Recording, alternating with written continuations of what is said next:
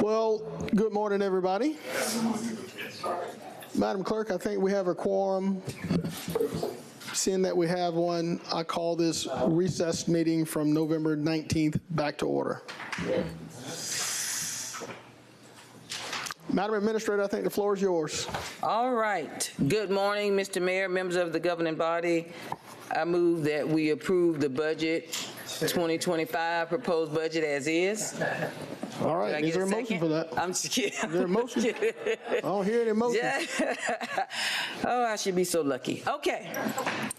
Just to get us back on track with our budget work session,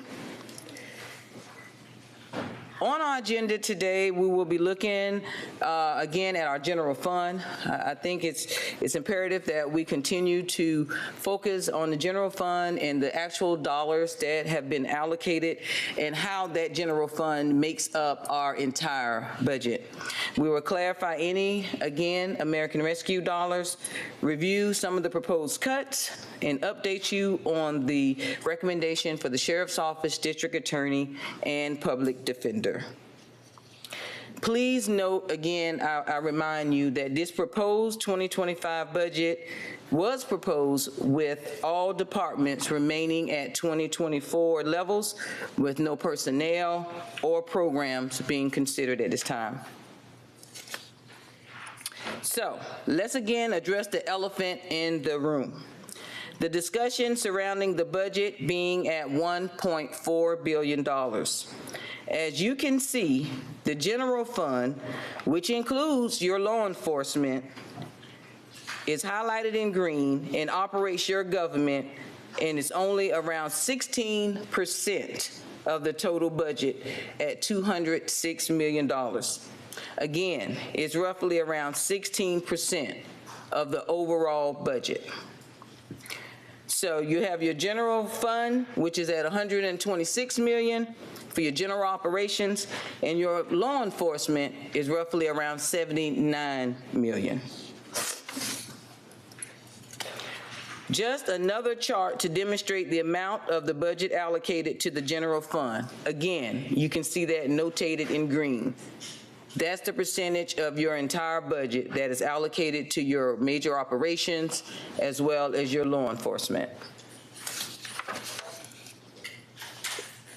When looking at the general fund only and the functions, you can clearly see that judicial and public safety has always been at the forefront of this organization, with them receiving around 55% of our general fund budget.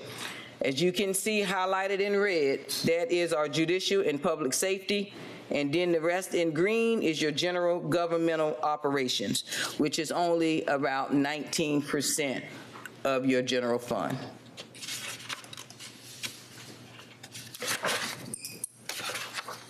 When looking at the expenditures in the general fund, the majority of the expenditures in that $206 million general fund is allocated to the full-time personnel services and employee benefits, which you see highlighted in red. Therefore, any opportunity for major cuts would likely have to come by reducing your personnel. As you can also see, the other area to make cuts are in your supplies and your purchasing contracts, which you have highlighted in green. They make up 27.8% of the general fund. Again, any major cuts in these areas without careful review may cause a major decrease in services to the citizens. Personnel cost. An additional level of detail of personnel in the organization, as you can see in each one of those areas, is highlighted in green. As you can look at the judicial and public safety, almost 80% of their total budget is personnel. As when you look in the general governmental, which is your major other departments and operations, nearly 60% of the total of their budget is in personnel. So just want to give you an additional view of perspective of what we're actually dealing with when we say let's do some respective cuts into our budget. We are definitely looking at our services and our personnel. Now, I know we talked about the general fund deficit. I want to bring this to you again to remind you of how we got into the deficit. As you can see, the respective revenue items and the changes from fiscal year 2024 to 2025. Again, these are initial preliminary estimates only. Also, keep in mind, by keeping the budget flat, we still have to meet our contractually mandated increases that have been attributed to our health care, risk management, fleet maintenance, and electricity costs. I know it was last asked in regards, at our last work session, what kind of major contracts did we have increases in? So these are the contracts that we have major increases on that have affected our 2025 proposed budget.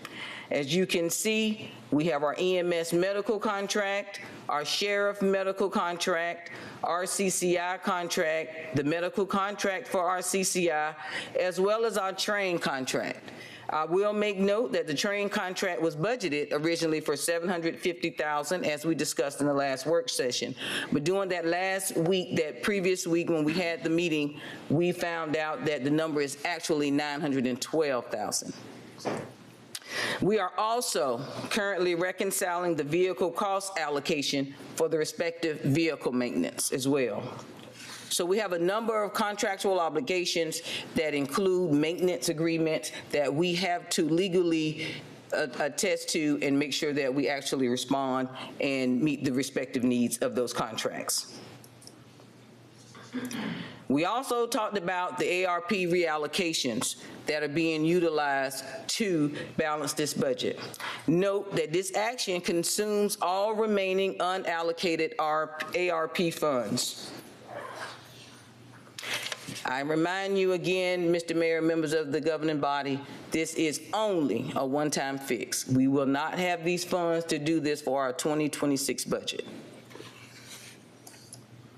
Again, I sent you guys an email. I apologize. Last evening, I know Ms. Bonner said you didn't send it to me first, but I knew Ms. Bonner probably wasn't up at 11 something or whatever when I sent it. But I wanted you all to know I gave you a level of what we were doing, what we were looking at as it relates to the budget and the respective proposed cuts. I heard you. I heard you say come back with some potential cuts. These are the reductions that may have to be reviewed again when the appropriate time is provided. The total cuts entered from the general fund is a little over $1 million. These cuts are the cuts that have already been entered.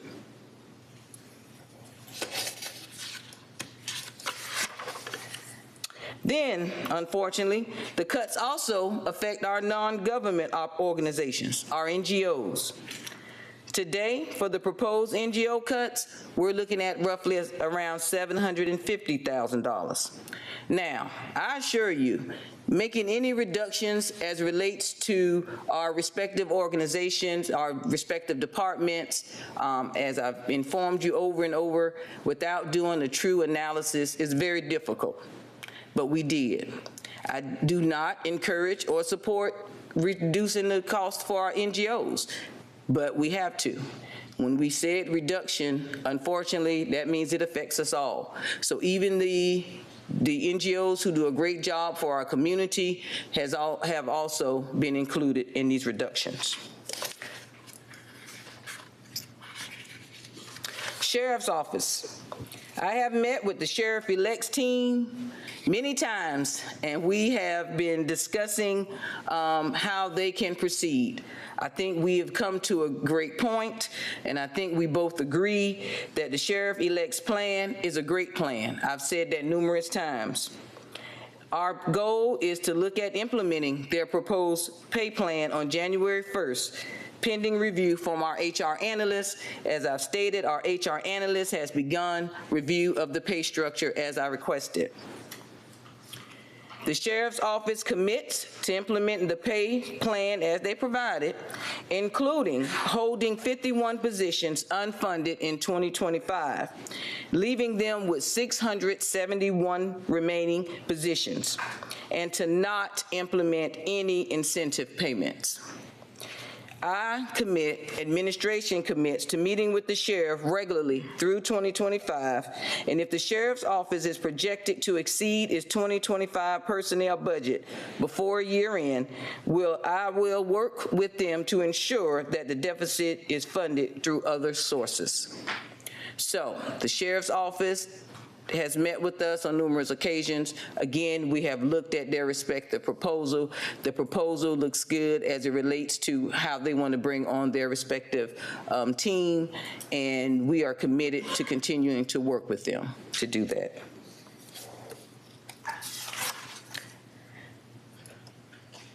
I have also met with the district attorney, I've spoken with the district attorney in regards to their proposal. I have no problem with the proposal that he has submitted. HR analyst has already begun review of pay structure. The HR analyst has already had conversations with that office.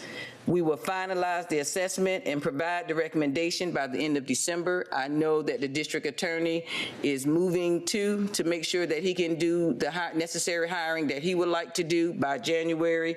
I told him that the office is committed to making sure that he is able to proceed in January as he would like. I think we probably have representatives here from the district attorney's office. I'm not sure if any of the sheriff-elect representatives are here today, but if there is anything different, Mr. District Attorney? That's fine. Okay.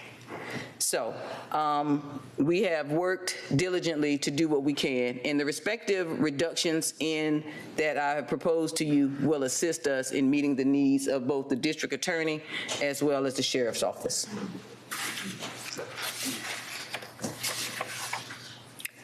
We will also look at the respective public defender, as I've stated, and the recommendation will be provided in January for implementation.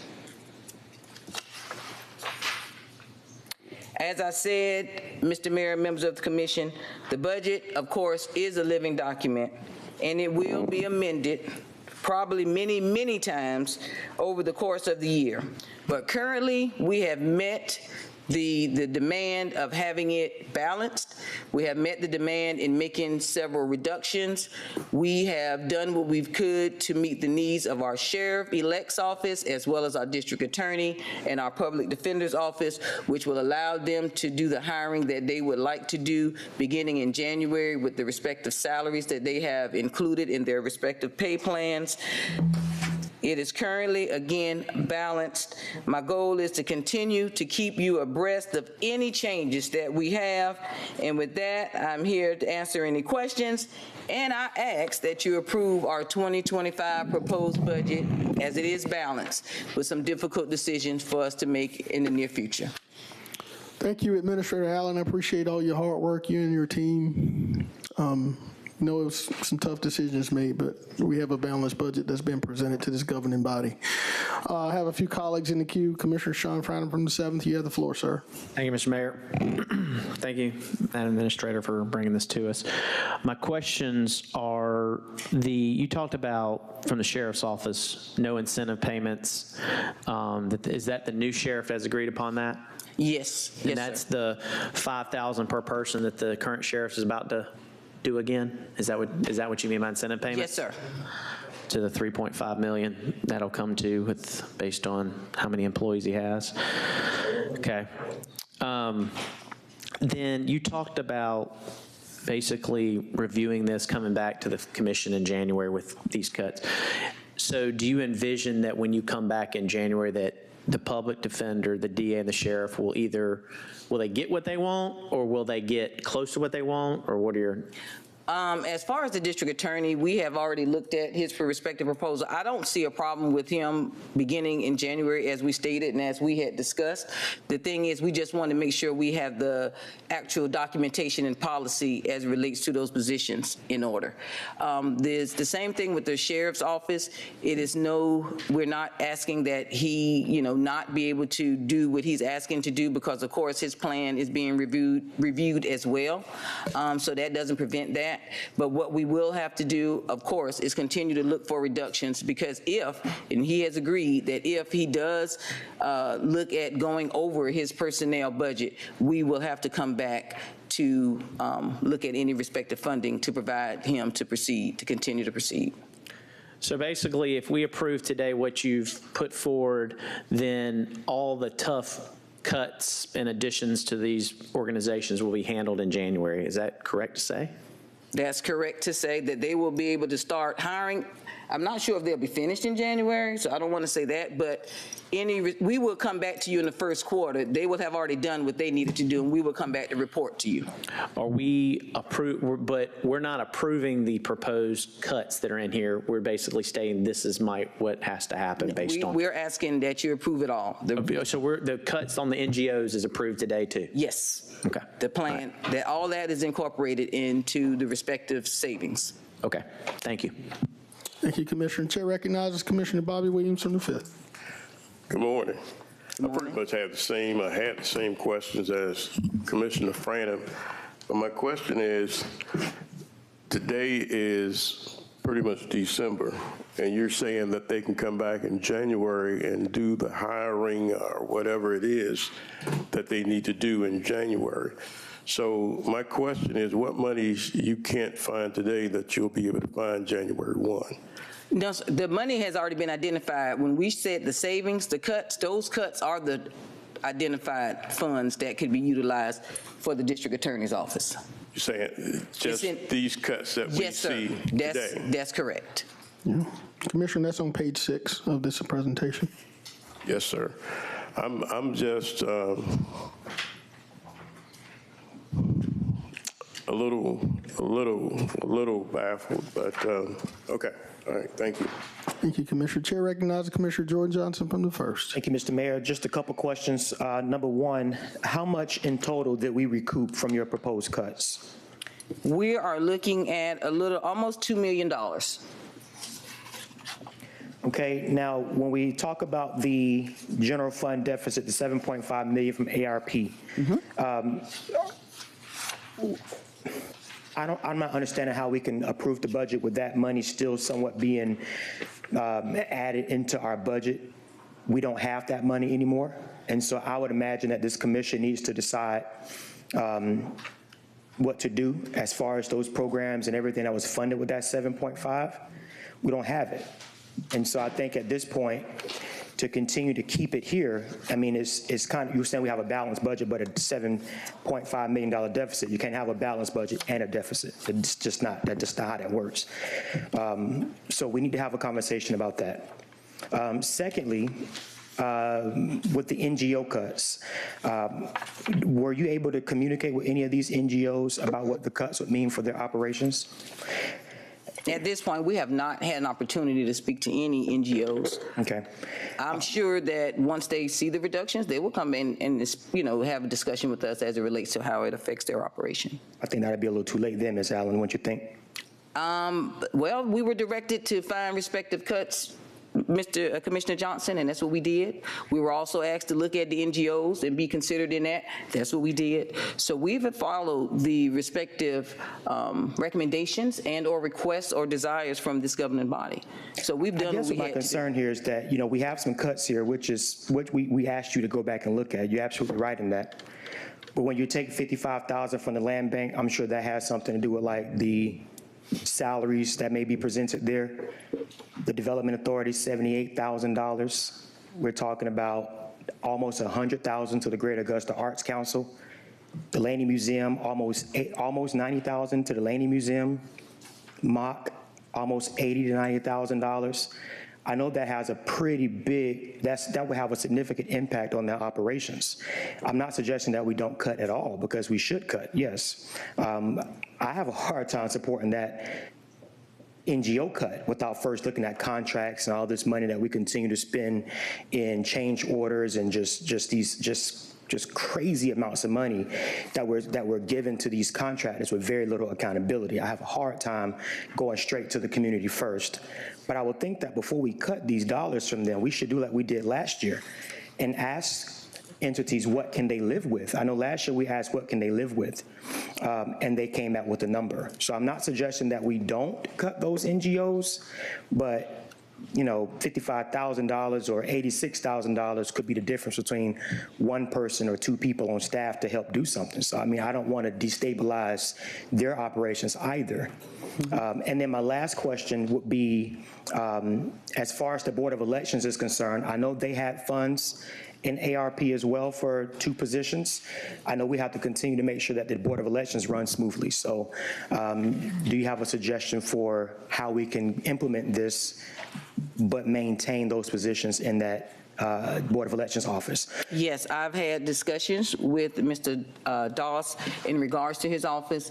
Those were 2 positions, unfortunately, that were part of ARP.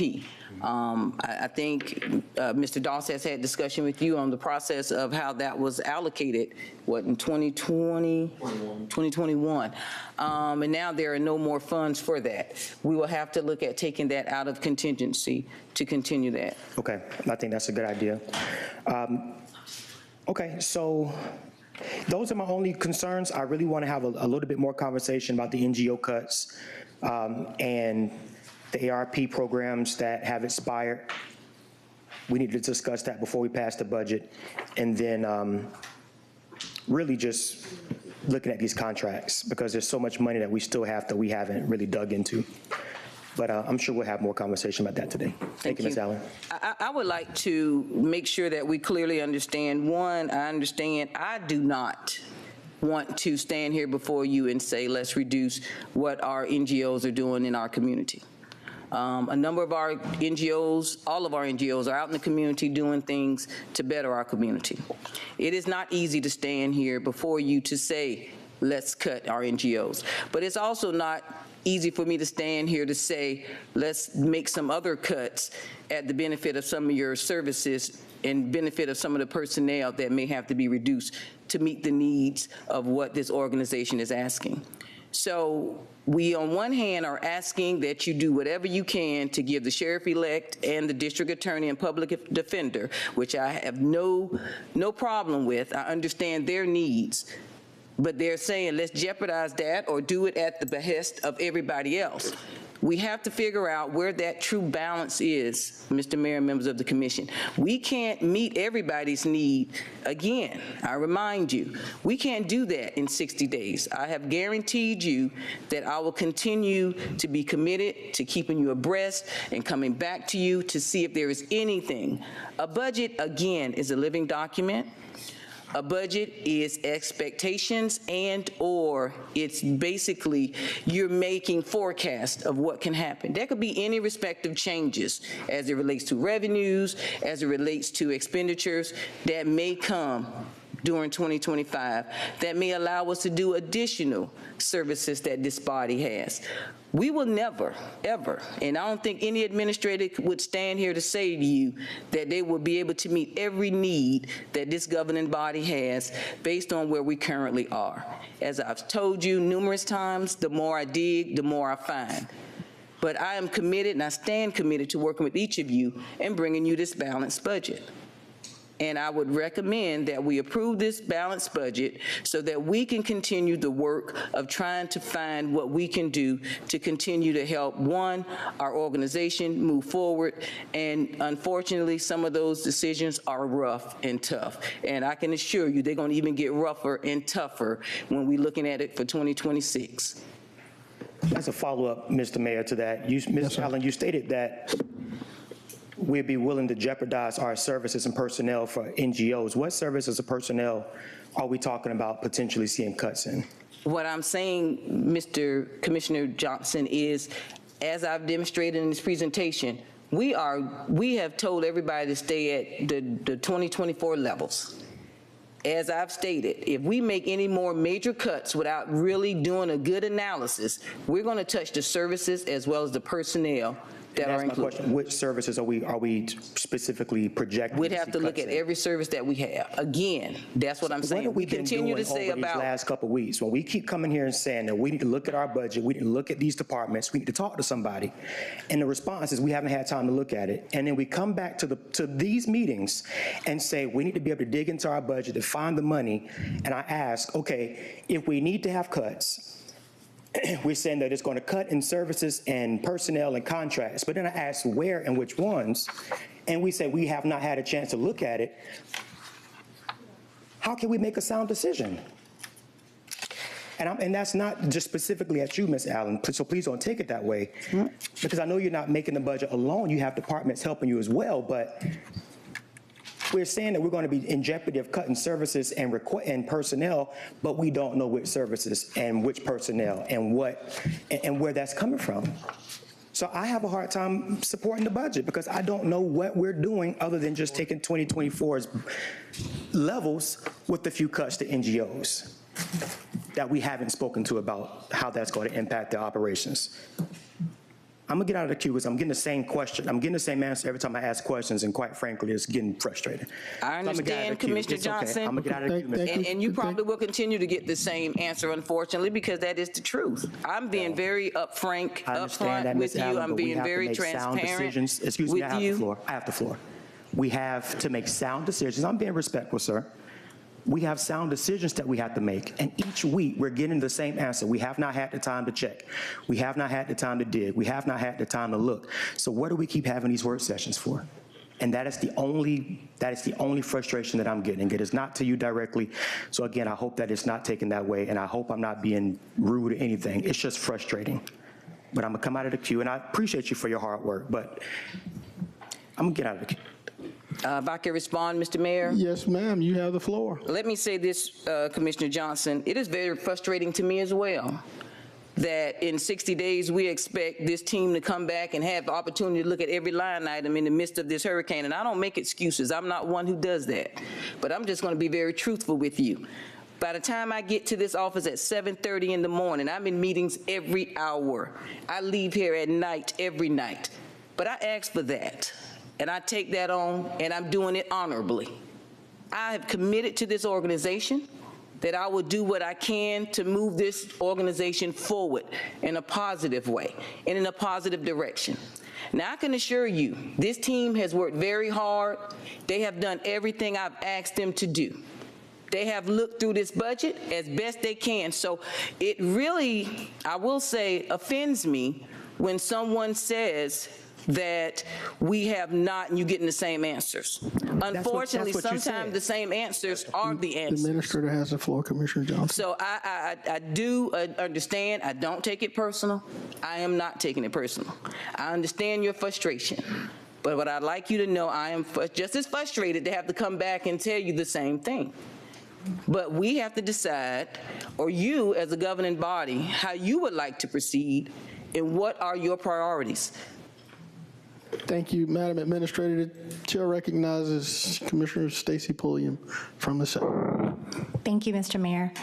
Administrator Allen, I have a few questions. The first one being, have there been conversations with each department to discuss the number of vacant positions that they don't foresee filling? We have had discussions with the departments as it relates to their respective position. Yes, ma'am. I've asked this governing body to give me time to meet with each department. That, I guess, has not, we don't have that kind of time, I imagine. But so we have talked to them about what they're looking to do. I have already established meetings with them. I've already established, and any department director will tell you, I've already asked for respective data from each of them so that we can start having those meetings and dive deeper into what they're doing with their positions. So we don't know, in the portion where it was discussed about the general fund budget, number 7 on page 4, we talked about personnel cost to budget. So we're looking at percentages as to what the cost is, and I'm assuming that some of those numbers include vacant positions that I had asked for the numbers, and you and the team provided numbers. But in those percentages, is that going to be accurate as far as, let me rephrase that, how can we count on that being the percentage if in fact they don't need all of those positions? So then that money actually goes back into it, and so we've agreed to cut things from the proposed general fund as well as our NGOs that didn't necessarily have to be cut because those conversations weren't had. I hope that made sense. You still have to actually budget for the vacant positions, so the funding for those vacant positions are still there.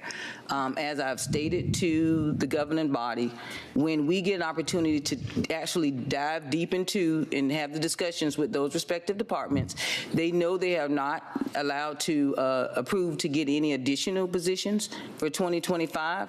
All I've asked is that they stay flat for 2024 until we get to start really diving into this budget.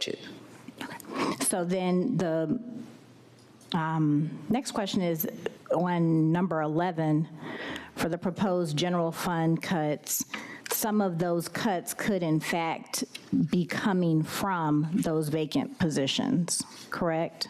Yes. If they say they don't need them, we just don't know. Okay. How did we come up with the percentage we cut from the NGOs? How did we come up with those numbers? How did we decide what we were cutting from each NGO? Basically, what we were looking at was trying to recapture at least $2 million so that we would have funds to work with for the respective requests that the governing body had in regards to our sheriff's office as well as public defender and district attorney. We found the $1 million by making respective cuts, and then we tried to do what we could to come up with the remaining, which unfortunately touched on the non-government agencies. So please keep in mind that we could, I'm so sorry. No, we would be able to provide additional funds if we can look at that at first quarter. That's all that we've asked.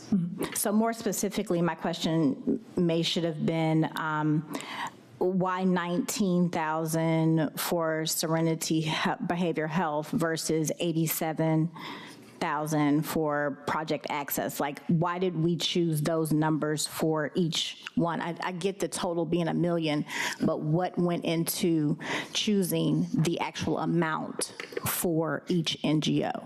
It was roughly 39%. 39%, across all of the respective NGOs that are not contractually obligated NGOs. Okay. And then my last question is, as it pertains to the DA, because I heard you say he could start hiring, I would like to hear, I know you offered to hear from the DA, but since he's here, if he doesn't, if District Attorney Williams could come up. But my question is, can he start making offers and raises without the proposed budget? Because you kind of mentioned that, but I wanted to make sure that that was a go. It would have to be in January because anything we do now affects the 2024 budget. Okay. And so, District Attorney Williams, my question to you is, I know that there are certain hiring times that you can actually hire the individuals that you need. Is that going to be conducive to that time frame? Thank you for the floor. Thank you for inviting me to speak.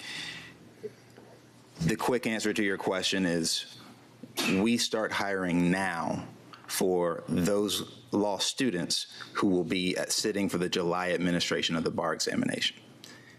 We should have started hiring months ago for those that will be sitting for the February administration. And so the quick and dirty answer is we would love to be able to make those offers and know what we have in our budget for the 2025 year so that we can make those offers with a start date of January.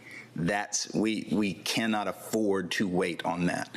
But while I have the floor, I want to speak on something, and I'm very big on staying in one's lane. So I don't jump up and speak often. But the phrase that comes to mind is robbing Peter to pay Paul. We don't do criminal justice in a vacuum. The work that we do in that courthouse is directly impacted by the work that's done in the community. The more work that's done in the community, the less we have to confine in our Charles B. Webster Detention Center, the fewer cases we have percolating through an already overburdened court system. And my fear, if the approach to funding law enforcement is to cut from NGOs and other spaces, some of those NGOs directly impact community safety. That's a deep concern for me. And so I have been speaking with the administrator's office specifically about my budget staying in my lane. I have never once had a conversation about where the cuts would come from, and certainly not with regard to NGOs. But allow me just to share an example. In every child abuse and sex case, we have to have a forensic investigator interview that child. That's the law. It's not just the law, it's the best policy because it protects those children who already need that protection more than anyone else. So to cut from child enrichment in order to fund the DA's office or the sheriff's office is it's counterproductive. And so I would ask that, I know that I'm speaking against interest here because I want and need every dime that I've asked for, but I would caution this governing body against cutting from those organizations that are doing the work, both the preventative and the aftercare work of the criminal process. And so I just ask that there be a consideration of the best way to go forward. I see Safe Homes is on there. That's directly dealing with domestic violence. A lot of the Serenity Behavioral Health. If we had more mental health resources in this community, then the Charles B. Webster Detention Center would no longer have to be our primary mental health response in this community. And so I have to, in good conscience, I have to share that with you because it's all connected. Thank you. Thank you, District Attorney Williams. This is my last statement / question. Do our directors, department directors, not know because they run their departments and they're not here, so I'm not asking this, I'm asking this to you because you talk to them, okay. Do they not know what personnel what out of the vacant positions they have, do they not know we need these filled immediately versus we can go another 2 or 3 years and this position not be filled? It's hard for me to think that the person over the department doesn't know immediately how many people they need to be in these positions. Now, I understand you going through it with them just out of a managerial role, but those numbers shouldn't be that difficult to quickly get. For me to call Dr. Malik and say, hey, you've got 10 positions. Do you see yourself filling 5 of these? And the reason why I hope I'm not harping on this, but the reason why I continue to go there is because if that is a big part of our budget is personnel, we need to have, that needs to be a concrete number. Like that should be we know what this is, so we can already account for this money being used to, give a raise to the DA, the public defender, the sheriff's office. So that's it. Okay. In all actuality, Commissioner Pulliam, I will assure you that if I ask every department director If they need the vacant positions that they have, the answer will be yes. And most of them will say, did you look at the budget when I asked for additional positions as well? So I don't disagree that every position may not be warranted, but there again goes to sitting down with each one of them and letting them tell me exactly why is it warranted. Thank you, Commissioner. From the second, Chair recognizes Commissioner Wayne Guilfoyle from the 10th. Thank you, Mr. Mayor. In response to my colleague from District 1, I agree with you in making sure that Mr. Travis Doss' 2 positions are filled, because that department would suffer if the positions are not there. As far as my colleague from the 2nd, on November 7th, the administrator gave us some information about the vacancies from the general fund and other funds, if you'd like to look at. That'll show which departments has the vacancies. Madam Administrator, you know, if you would have took a little recess last week for 30 minutes to do the necessary cuts my colleagues are asking for to make sure that the DA and the Sheriff's Department would get their funding, we would be in the same position we are today. Whatever you do is you're going to have people questioning it as far as the colleagues. I know that you originally had asked as for the end of February. That way you give time to dive into the budget and make the necessary cuts, but that wasn't sufficient or suffice last week. But here we are.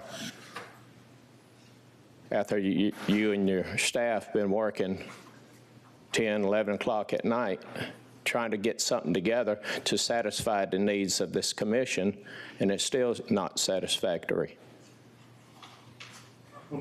I think we might need to go back to what you was originally saying, is to give you time to dive into it. That way you have time to look at these NGOs, look at each department, and come back with a solution.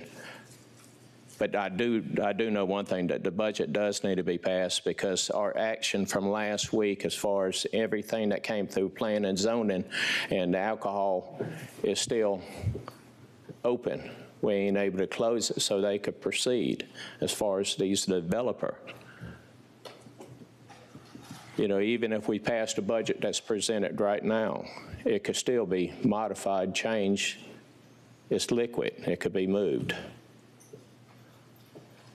I hope that the elected officials that's listening in through their computers actually goes through their departments like we have asked you to go through our entire government to try to find this savings. And maybe they could be like Columbia County. You'll have some of the departments actually return money at the end of the year just to help the organization and make it easier on the elected officials. But diving into this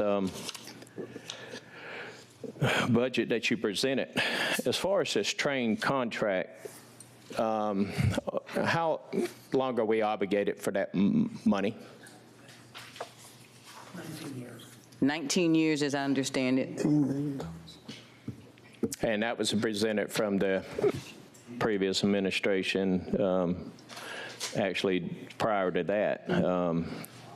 So there was supposed to be a cost savings on that we could actually see.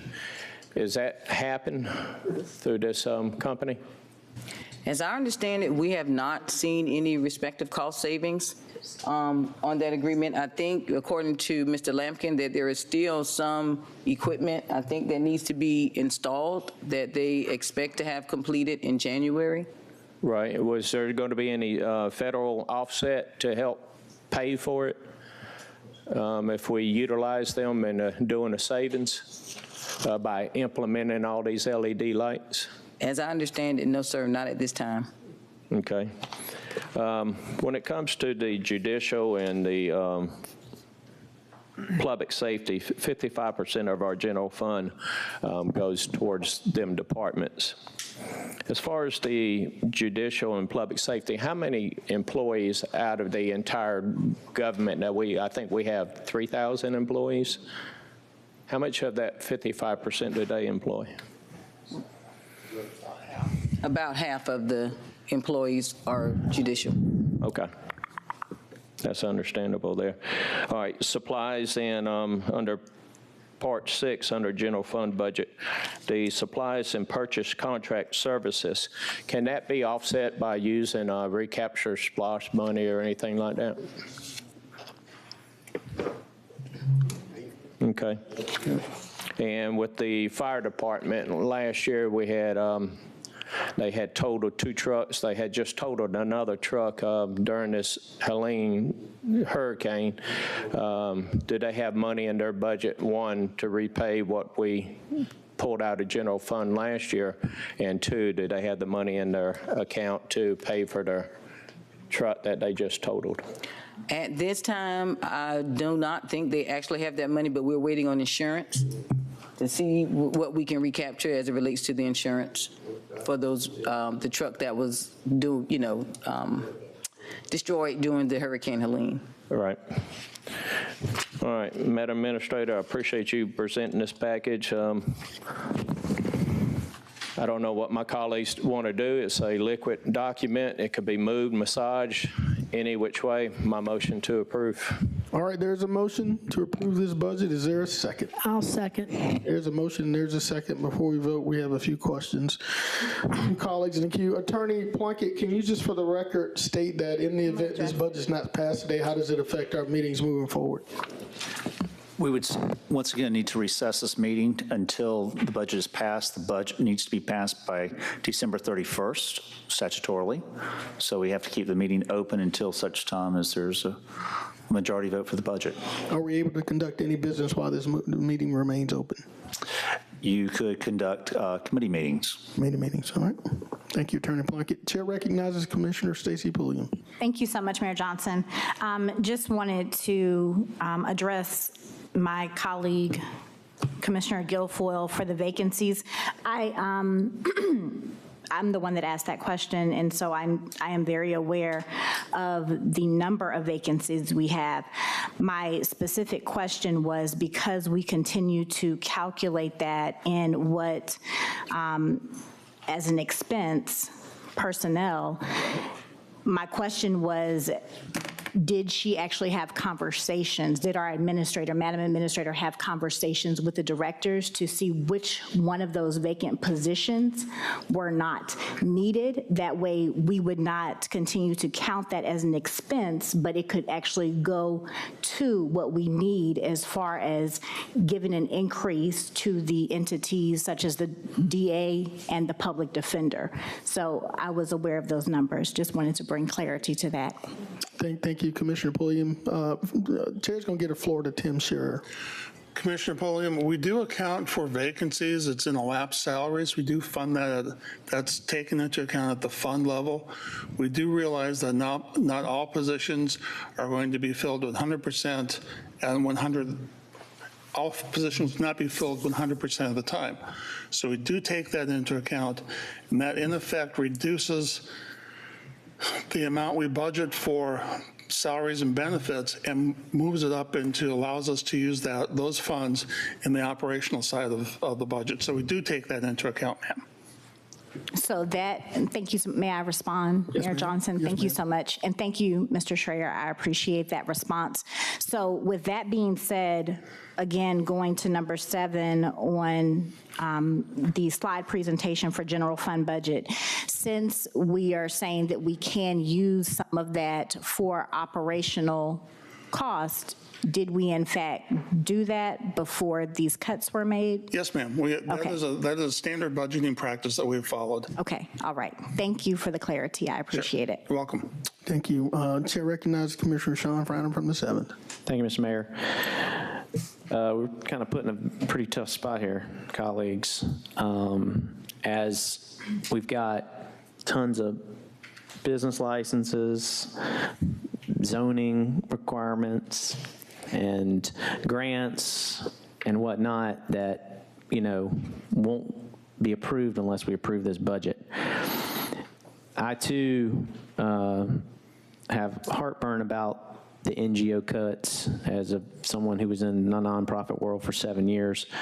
But I also understand that some of these entities have received some significant dollars over the last 2 months based on Hurricane Helene via the Augusta National, via Piedmont, who recently gave a lot of money out to 22 agencies last week. And I think that from our perspective, this government is that as an elected official, we all need to wrap our brains around supporting these entities.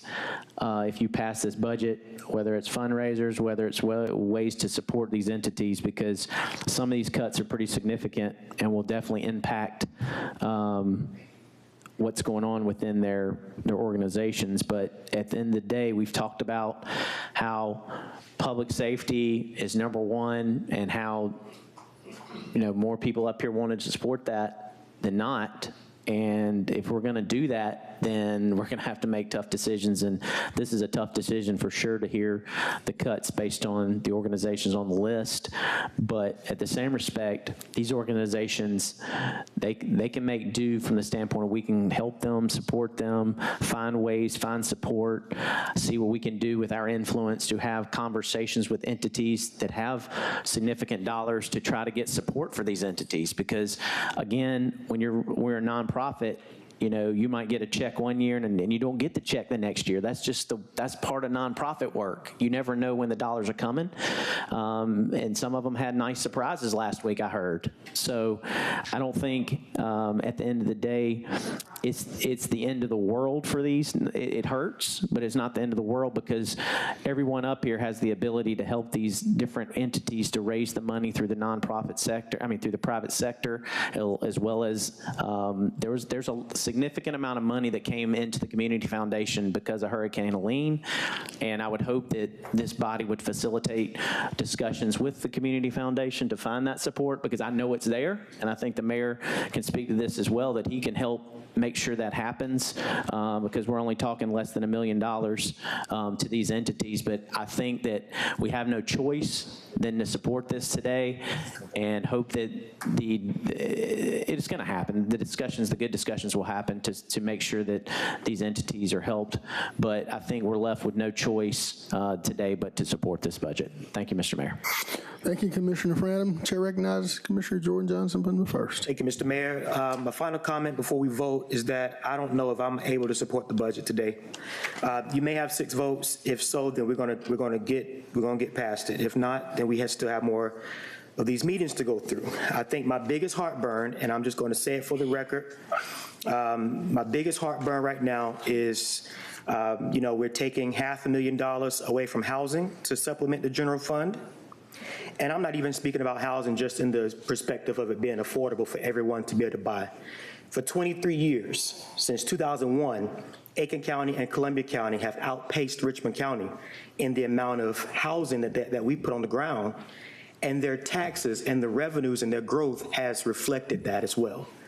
And so we're already understanding that another county is going to perhaps outgrow us in the next 5 years. We should be projecting towards that. I have a real hard time pulling money from housing to put towards the general fund. NGOs as well, we haven't even had conversations with these folks to know what's going on. And I just, I want to also put out there that if this is the same budget from last year, it was very much, it was said up here that there was a lot of government waste. There was a lot of wasteful spending, and everybody needed to feel the pressure of these cuts, and we need to make these cuts because the budget wasn't good enough. And now we're willing to just pass it and say, well, we'll come back to it. That wouldn't have happened last year, wouldn't have happened the year before.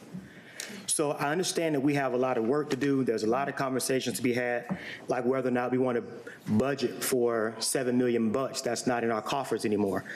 I don't understand how that passes anyone's litmus test. If you don't have the money, you can't budget for the money. So I understand that we're going to have to make a decision today, but I just really hope that we understand what we're doing today, because what we're doing today is really is disappointing, and I'm not sure that I'll be able to support this budget today. But with that, again, for the record, thank you, Ms. Allen, for your work. I never said you did not do work. But what I am saying is that there's so much more work that needs to be done. And so with that being said, Mr. Mayor, I come out of the queue. Thank you. Thank you, sir. Chair recognizes Commissioner Bobby Williams on the fifth. Appreciate you coming out to you. Whatever. Question for the attorney, Mr. Mayor. Yes, sir. Attorney Plunkett. All right, you said if we don't approve it today, it'll just stay open and we'll come back at right before the next committee meeting, or what? You could recess this meeting to any day and time that you wish. Okay. I mean, you could recess it till tomorrow or whatever hour. Okay. I'm going to say this. I do have some things that I would like to talk with the administrator about. I don't think I'm going to support the budget today. I think, Mr. Mayor, if need be, you can, if we don't get this done today, you can recess it until tomorrow. I'll be up about 12 tomorrow morning, or whenever you want to have the meeting. I mean, midnight tonight? That'll be fine. I'm up 2, 3 o'clock in the morning. But I'm not going to support the budget today. I'm not sure. Jordan said he's not going to support the budget.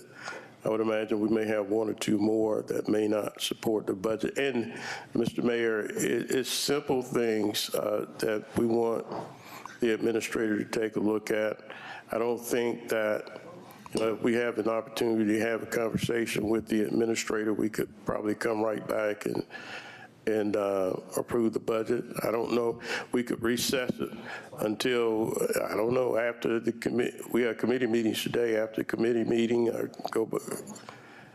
what have you. But I think it's just some simple things that we can talk to her about to try to get us to a place that we can commit to it.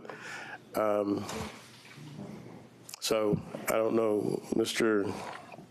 Guilfoyle, I'm not sure if your motion is going to pass, but I would hold on to it. At least give us some time to talk with the administrator about 2 or 3 things that we have some concerns about, and come back with that. Thank you. Thank you, Commissioner Williams. Commissioner Pulliam from the second. The floor is yours, ma'am. Thank you, Mayor Johnson. Commissioner Frantum, you mentioned that there was possible money available through different foundations, that both you and the mayor were privy to that information. Did you pass that information along to Administrator Allen so that she could perhaps have those discussions, since we're cutting some of our NGOs? Because maybe had we had those conversations, I know that's not necessarily our job, but you did state, maybe we could have those conversations on the side to possibly facilitate the NGOs with Community Foundation. You named Community Foundation. And so maybe having that conversation with the administrator so that she could see what was possibly available as she's calling the NGOs, that would be very helpful and maybe move us along further if we knew about this money before this meeting today. Yeah, I mean, no, I did not, because I didn't know anything. I mean, we got this when I got this when y'all got this. But it's public knowledge, pretty much how much the Community Foundation and through Augusta National entities have helped the community significantly since Hurricane Helene. So there's no secret information or anything. And I know that Ms. Berry and that team over there, they do an excellent job for our community. And I just think that with the support of the governing body to help lead the charge, that there's opportunities there. And I'll let Mayor Johnson speak to it as well, because he probably feels the same way. Yeah, I think the Community Foundation has done a phenomenal job, as well as some others. So we have a very philanthropic community, and I would hope that, and probably expect that they will help out, certainly in our shortfall. So I think that's a job not only for the administrator, not only for the mayor, but every member of this body, that we advocate for our community to those who have the ability to give. So I would hope that we all would do that. Chair recognizes Commissioner Wayne Guilfoyle from the 10th. You got a motion on the floor, sir. Oh, I know I got a motion on the floor, sir. I was just wanted to get a response back from the commissioner from the 5th. He said there was 2 or 3 items that he wanted to tell the administrator. I was seeing if he could be vocal about it and tell us as well. All right, Commissioner from the 5th, I see you. We'll come back to him. Let's go to Commissioner from the. Can we hold that question? Absolutely. Commissioner from the 1st, Jordan Johnson. You have the floor. Thank you, Mr. Mayor. We may have something going. I have a question for our administrator, and then I'm going to make a suggestion. Ms. Allen, what impact would we have if we did not move that 500,000? How much of what would that mean for this budget? Let's just say first quarter next year, we didn't move that 500,000 in housing, and we left it where it is. You're talking about the ARP, oh, I'm Yes, sorry. ma'am. Yes, sir. The ARP funds, I would have to actually, I mean, as I told you, I had already spoken to the Land Bank Authority, and we had come up with an agreement. So I'm not sure how it would do any adverse effect based on the discussion that I had with them. Okay. Well, what I'm gonna suggest, Commissioner Guilfoyle, I know you have a motion on the floor, but if I could make either a substitute or ask you to amend it to accept the budget that Ms. Allen is presenting, with those proposed general fund cuts, but omitting the proposed NGO cuts. All right, Commissioner, where would you direct? Can you be more specific as to where you would direct those dollars? Say that for me again, sir. Could you be more specific as to accepting the cuts, the proposed general fund cuts? Is there any specific department or area you'd like to direct those funds? Where we would direct the funds that we've recouped from cutting? Yes. To the DA's To office. the DA's office, all right? So colleagues, there's been an ask that the budget be amended to not make any cuts, to not adopt the proposed NGO cuts, but to accept the proposed general fund cuts, and those dollars, which are $1,094,200, and it goes directly to the district attorney. I think I'm clear on that. Yes, sir. Yes, Right? sir. What about the sheriff's request?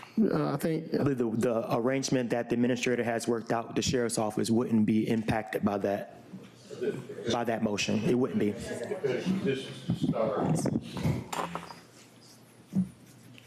Commissioner Guilfoyle? I'd like to hear from the floor. administrator on to make sure she's okay with this. All right, you got it. Madam Administrator. I'm sorry. Yes, sir. Tim and I have conversed, and we would work with the actual funds to allocate and work with the district attorney office as we had stated. All right. All right, so how we clean this up? Would the maker of the motion amend it to? Yes, ma'am. Yes, sir. Okay. Madam Clerk, can you amend that for me? Approve the budget modified based on not using any NGOs and putting the money towards the DA's office. From the general fund cut. All right. Deleting the proposed NGO cuts and assigning those dollars to the general fund for the district attorney. Yes. As we continue to move forward For what? for the NGOs, Wait a minute, we have a conversation going. just so we can. All right, Madam Administrator. Just one thing, can I ask that we amend? Tim reminded me, just to make sure that it also includes for us to utilize contingency as we move forward for the NGOs, just so we won't have any cuts in their respective services. Wait, And keep it balanced. that's, okay, all right. That could be added to that contingency. Yes, funds? ma'am. That's 750,000 contingency to cover the proposed NGO cuts. Additional question before we move on. Will that also reflect the 2 positions in the Board of Elections office from contingency as well? Yes, sir. We've taken care of that discussion with Mr. Doss as well. Okay, all right. All right. Commissioner Pranham, you in the queue, you ready to vote? Just for clarity, we're taking the NGOs out, correct? Yes, sir. And are you saying that they won't get cut at all now? Yes, sir. If that is Not the entire budget? They will not be reduced at this time, no, sir. But you could reduce them in the future when more discussion happens, is that correct? Yes, if the more discussion happens, if this governing body would like to make any reductions, yes. We have contracts with them, so they need to decide. Yeah. Okay. And we would also have contracts. Tim reminded me with each of the respective NGOs. So when those contracts come forward, you can make some of those decisions as well. Okay. All right. Colleagues, with an amended motion and a proper second by Catherine Smith McKnight, we're ready to vote, Madam Clerk. That's to accept this budget with the noted changes.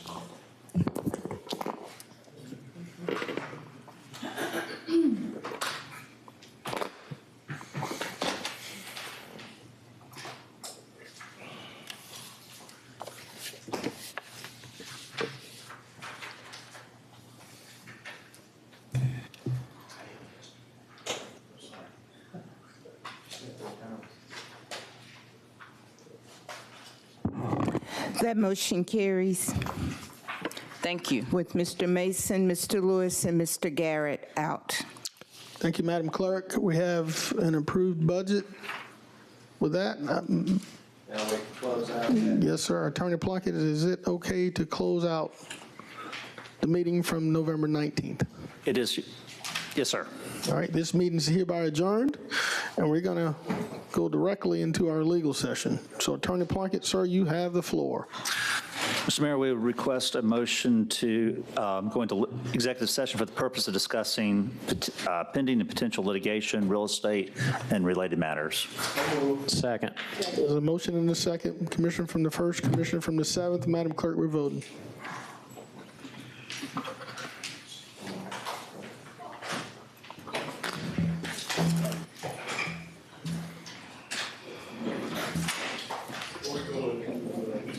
That motion carries.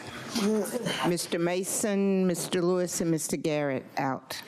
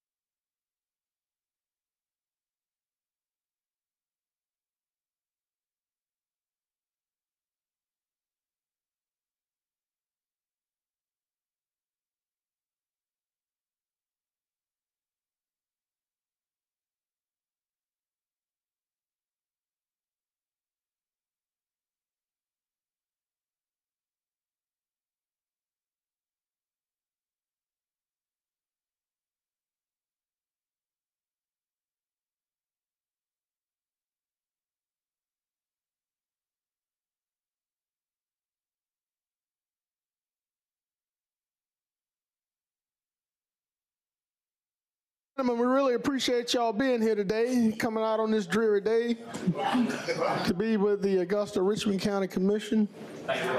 Madam Clerk, I call this meeting back to order. Attorney Plunkett. Mr. Mayor, we would request a motion to authorize the mayor to execute a closed meeting affidavit. So moved. There's a motion, there's a second from Commissioner Franham, Commissioner Scott. Madam Clerk, we're voting.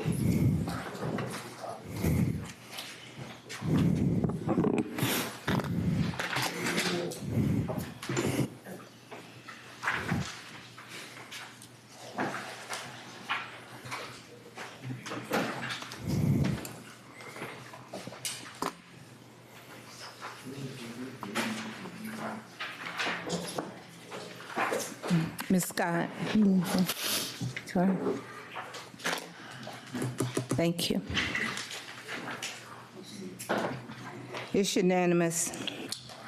Thank you, Madam Clerk. Attorney Plunkett, are there any motions as a result of our executive session? There will be two, Mr. Mayor. Yes, sir. The first is we request a motion to authorize the mayor and the clerk of commission to execute a memorandum of understanding with Augusta University on behalf of the Board of Regents for the contribution of $5 million toward the construction of a new research facility to be located on the medical campus of Augusta University. So moved. Second. All right, there's a motion by Commissioner Francine Scott, second by Commissioner Franham. Colleagues, we're voting.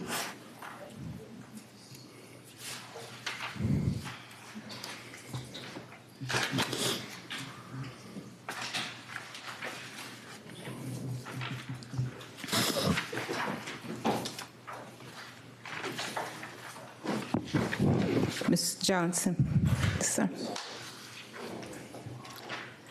It's unanimous. Thank you, Madam Clerk. Attorney Plunkett. We would also request a motion to approve a resolution authorizing the settlement of all claims by Rosalind Carson in the aggregate sum of $62,000 as a pre-litigation settlement of an incident occurring on April 18th, 2024, involving an accident with Deputy Omar, I think it's Alajabari. So moved. There's a motion and a second by Commissioner Sean Franham, Commissioner Francine Scott. Madam Clerk, we're voting.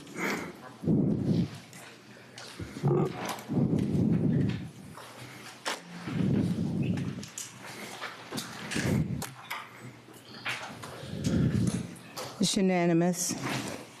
Thank you, Attorney Plunkett. There are no other motions. Thank you, Attorney Plunkett. If there are no further motions or actions, this session is hereby adjourned and turned over to the committee cycle. Thank you, Mr. Mayor. I'd like to call public services to order. Is there any additions or deletions to the agenda? Yes, sir. Item number 9, ask that that be deleted. That petition will be heard by the commission on December 3rd. Okay, well, we're also going to delete agenda item number 17, request of Commissioner Guilfoyle to delete that one. If we can make it to the second committee meeting in January, Madam Clerk, Okay. that'll give me a little bit of time. Okay. Yes, And do I still have it? Mr. Mayor. All right, if there's no questions of my colleagues, I'd like to consent the following agenda items. Number 1, number 2, 13, 14, 15, 16, we deleted 17, and 18. So 1, 2, 13, 14, 15, 16, delete 17, and 18. Well, he asked that that be referred to the second Sorry. meeting. Yeah, So- second meeting. So you want to Motion, add can I that get a to second to that consent? effect? I'm sorry? We add it to consent, right? Ma'am. Second. Can we just add 9, the deletion to consent as well? Deleted number 9 as well to consent. Okay. All right, we got a motion and a second. Got a colleague in the queue. Who was that? All right, Ms. Pulliam. Pulliam. Commissioner Pulliam. Thank you, Mr. Chair. Just so we don't hold up anybody out in the audience, I was just going to say that we do not have a quorum for engineering nor public safety today. Engineering or public safety. That way we don't hold anyone up. All right. No engineering, no public safety today. All right, we got a motion and a second. Voting, please.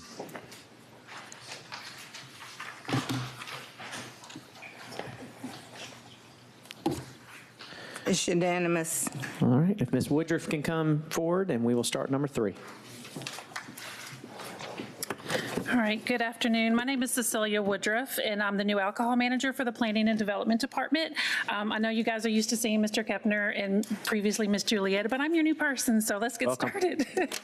Congratulations. All right, the first item we have is alcohol number 24-62. It's a new location, requesting retail package beer and wine. Jacqueline Stevenson's the applicant. It's for Family Dollar located at 1713 Walton Way. The Planning and Development Department and the Sheriff's Office recommends approval, and are there any objectors? None noted. If the applicant could come forward, please state their name and home address for the record.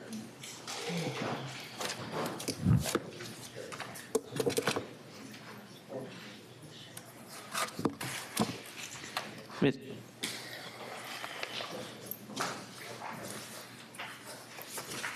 Please state your name and home address for the record, ma'am. Jacqueline Stevenson, 2908 Lee Street, Augusta, Georgia, 30906. Okay. Can I get a motion from the body? So moved. Got a motion. Can I get a second? Second. Got a motion and a second. Voting, please.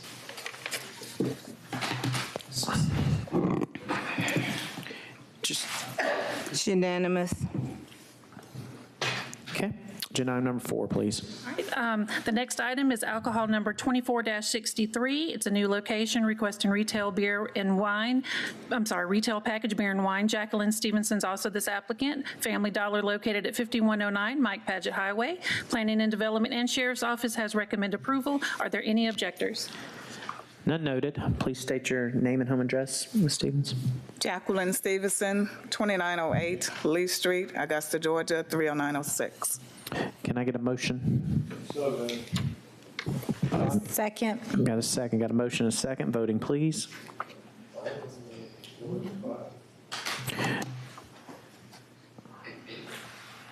It's unanimous.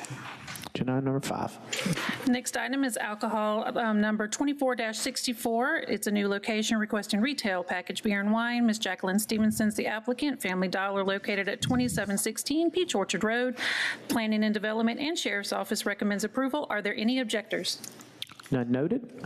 Please state your name and home address for the record, ma'am. Jacqueline Stevenson, 2908 Lee Street, Augusta, Georgia, 30906. Thank you. Can I get a motion from the body? So moved. Can I get a second? Got a motion and a second. Voting, please.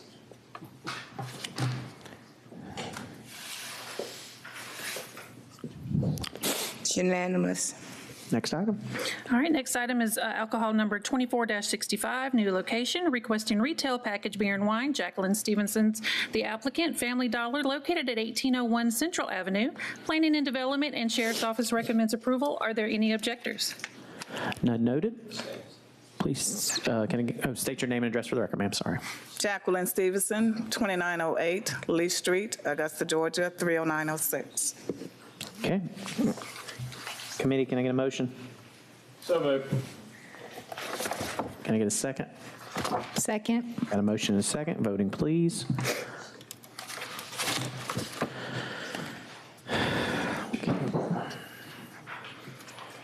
Unanimous. Number 7.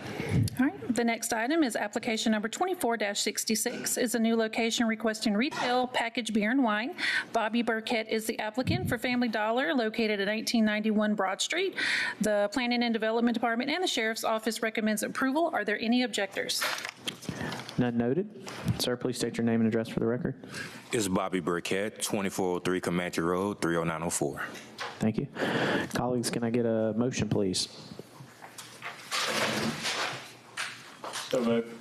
Second. Got a motion and a second. Voting, please.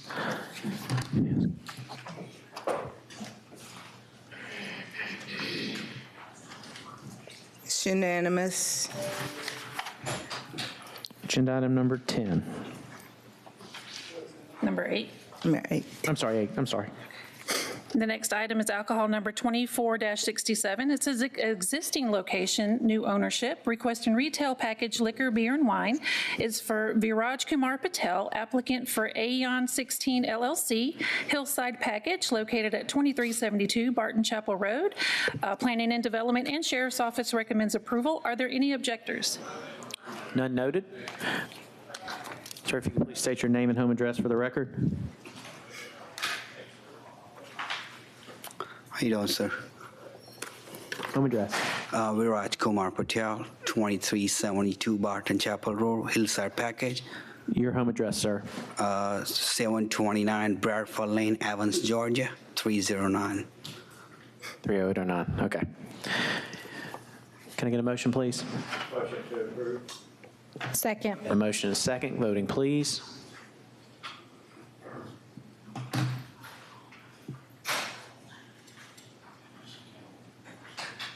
It's unanimous.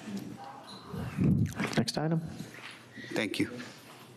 The next item is alcohol number 24-69. It's an existing location, new ownership, requesting retail packaged beer and wine. It's Fatima Sandu is the applicant for Augusta Mart Incorporated Texaco, located at 601 Bransford Road. Planning and Development and Sheriff's Office recommends approval. Are there any objectors? None noted.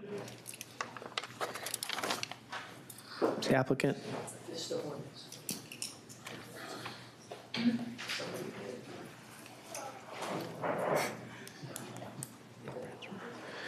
Ma'am, if you could please state your name and home address for the record. Fatima Sandhu, house 1332 Melrose Woods Lane, Lawrenceville, Georgia 30045. Okay. Can I get a motion, or is there discussion? Yeah, I got a question. Okay. This is at the Wheeler Road and Bransford Road. A question for planning and zoning. When somebody applies for an alcohol license, the business, is that somewhere where somebody lives in as well? Is that? It's a gas station. It's Part of the existing location. Okay. Yeah. I didn't know if somebody resides there as well. No, it's an existing location on the corner. Okay. Motion to approve. Can I get a second? Second. Voting, please. Unanimous. Number 11.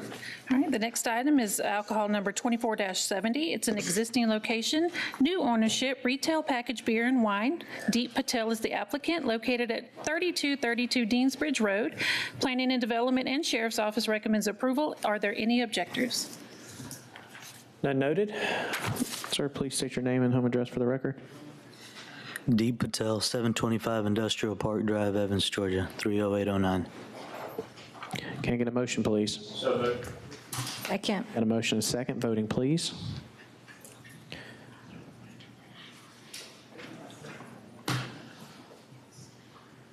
Unanimous. Ms. Woodruff, before we go to the next one, I wanted to comment on something. This body has had concerns about new location and whether it's schools, whether it's, I don't know where it is. And I saw Commissioner Johnson over there concerned as well. And I thought that we as a body said they were going to bring something back to kind of revise it. Is that true? Is that your understanding as well? I know you're new into this role, but I've just... Yes, sir. We are actually working on, we have the list. We've got the alcohol book that just came out, so that way you guys can see pretty much all the businesses so far. And we've been speaking with the director as well as far as coming up. We've spoken with Commissioner Pulliam as well. I'm trying to figure out a way to kind of figure that out. So we're working on it, sir, yes. Okay. Yeah, so thank you for that, because I definitely have concerns on some of these new locations and where they're going, and can we make the footprint bigger to where they can't be as close together in some of these areas for sure. So, okay. Agenda item number 12, please. All right, it's a request for Chow Tang for massage operator's license to be used in connection with Natural Beauty Bar and Spa, located at 3112 Washington Road, Suite G. Planning and Development and Sheriff's Office recommends for approval. Are there any objectors? Is there alcohol? It's massage. Oh, wait, am I going too soon? No, there's none noted. I just saw the bar aspect, beauty, bar, and spa, and I was trying to understand exactly what that meant. Just a name? Just the name. Okay. Okay. Sir, if you could state your name and home address for the record. Yeah. My name is Chao Tang. I live at A11 Metcalf Street, Augusta, Georgia, 3094. Okay. Can I get a motion? Second. Got a motion and a second. Voting, please.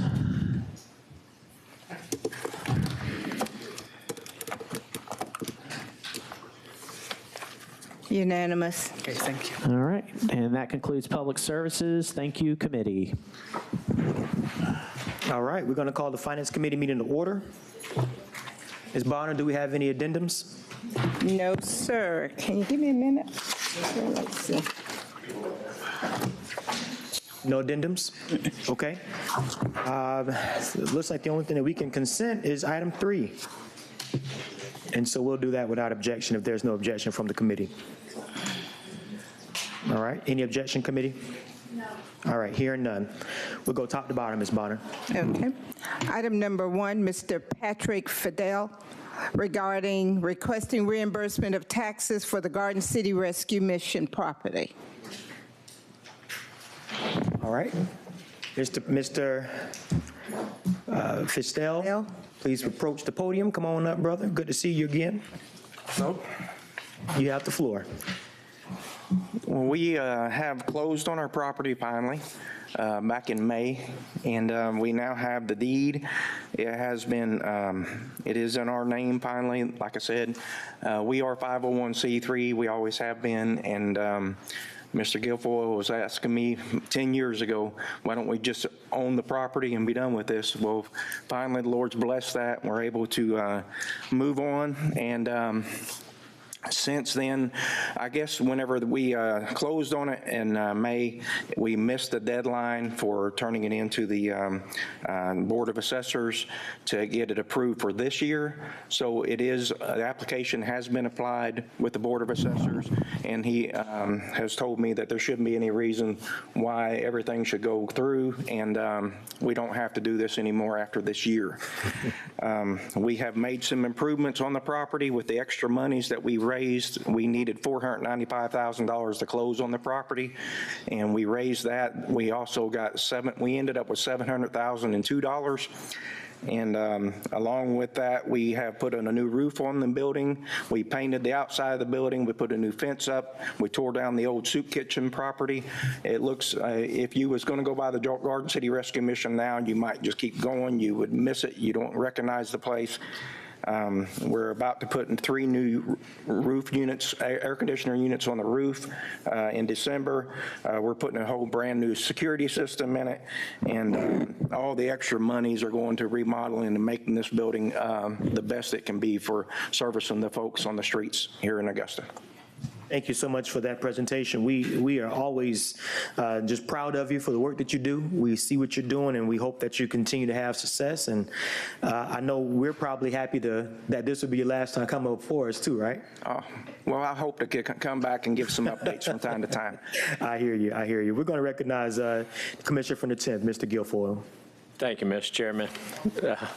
Mr. Patrick, I'd like to give you a round of applause for obtaining the Garden City Rescue. Congratulations. You do a lot of good. You give a lot back. And I guess we're going to miss your little pretty smile up here asking for the reimbursement.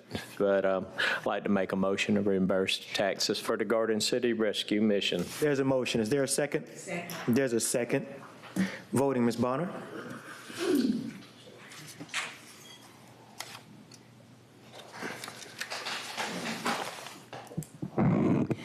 It's unanimous. Item number 2.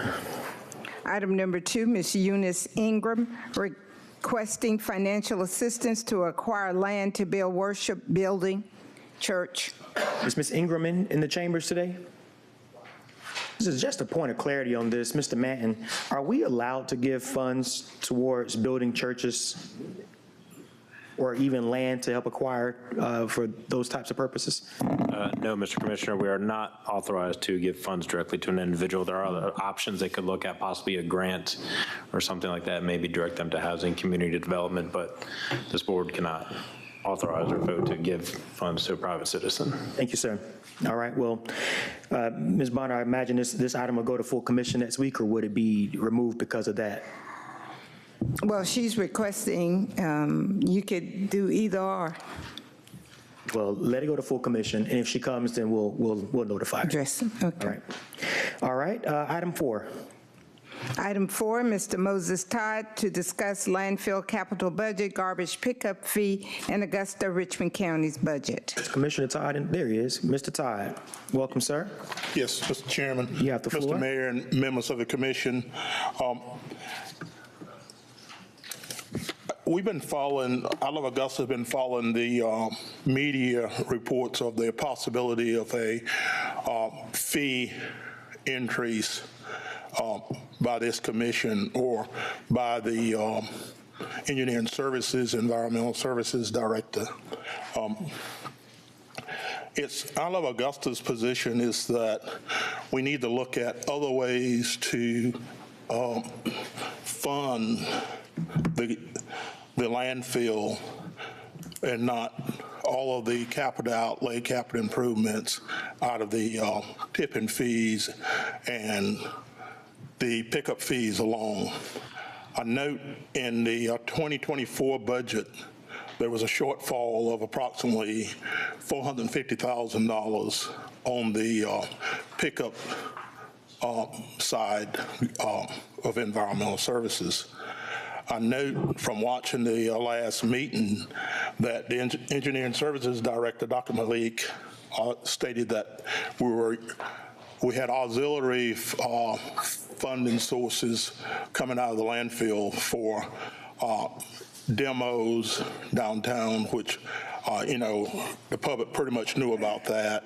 And that was approximately $900,000 to $1 million a year. Well, if we ended that from last year's budget, if we ended that, we would have approximately a $500,000 surplus on the pickup side, service side. I don't think that we need to put the overall operation of landfill bond indebtedness on the consumer of the pickup services. We need to look at the overall finances of the landfill, stop the fund transfers, and I'll get back to the auxiliary funds in a second, but and possibly look at increasing tipping fees for commercial and industrial haulers. When we put this burden on the pickup service, and if we're looking at $350 now, $300 now, and we put $100 plus on there and a 3% increase per year, I think that's a little egregious and a burden on the average homeowner. When we're talking about this $100, we got to realize that anything that we put on the property taxes can be enforced by the tax commissioner per a statement from the tax commissioner sometime last year, because it's on the tax bill that if a citizen can't pay that $300, then their property could be sold legally on the courthouse steps to collect those funds. I think that it warrants us to have public hearings when we're dealing with anything that we're putting on the property tax bill. We wouldn't increase property taxes without having hearings. The garbage fee have the same effect on property tax bill. So I would highly recommend to this body that any contract also, as far as pickup fee go, not be a 10-year, but possibly a 4-year or 6-year contract, and that contract come back to this body to approve and not be approved by the bureaucrats, or, to put it a nicer way, the directors or anyone that's not elected, you know.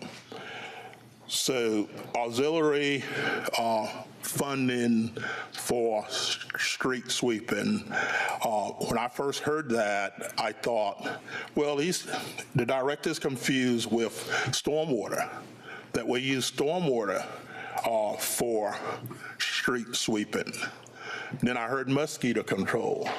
Well, I know that was in stormwater. So what are we talking about transferring funds from landfill for that purpose when it's supposed to be coming out of stormwater? I'm somewhat expert with landfill in the sense that, you know, it was my daily wig in 94 to get us out of this situation with a landfill. I understand that crisis that we're in.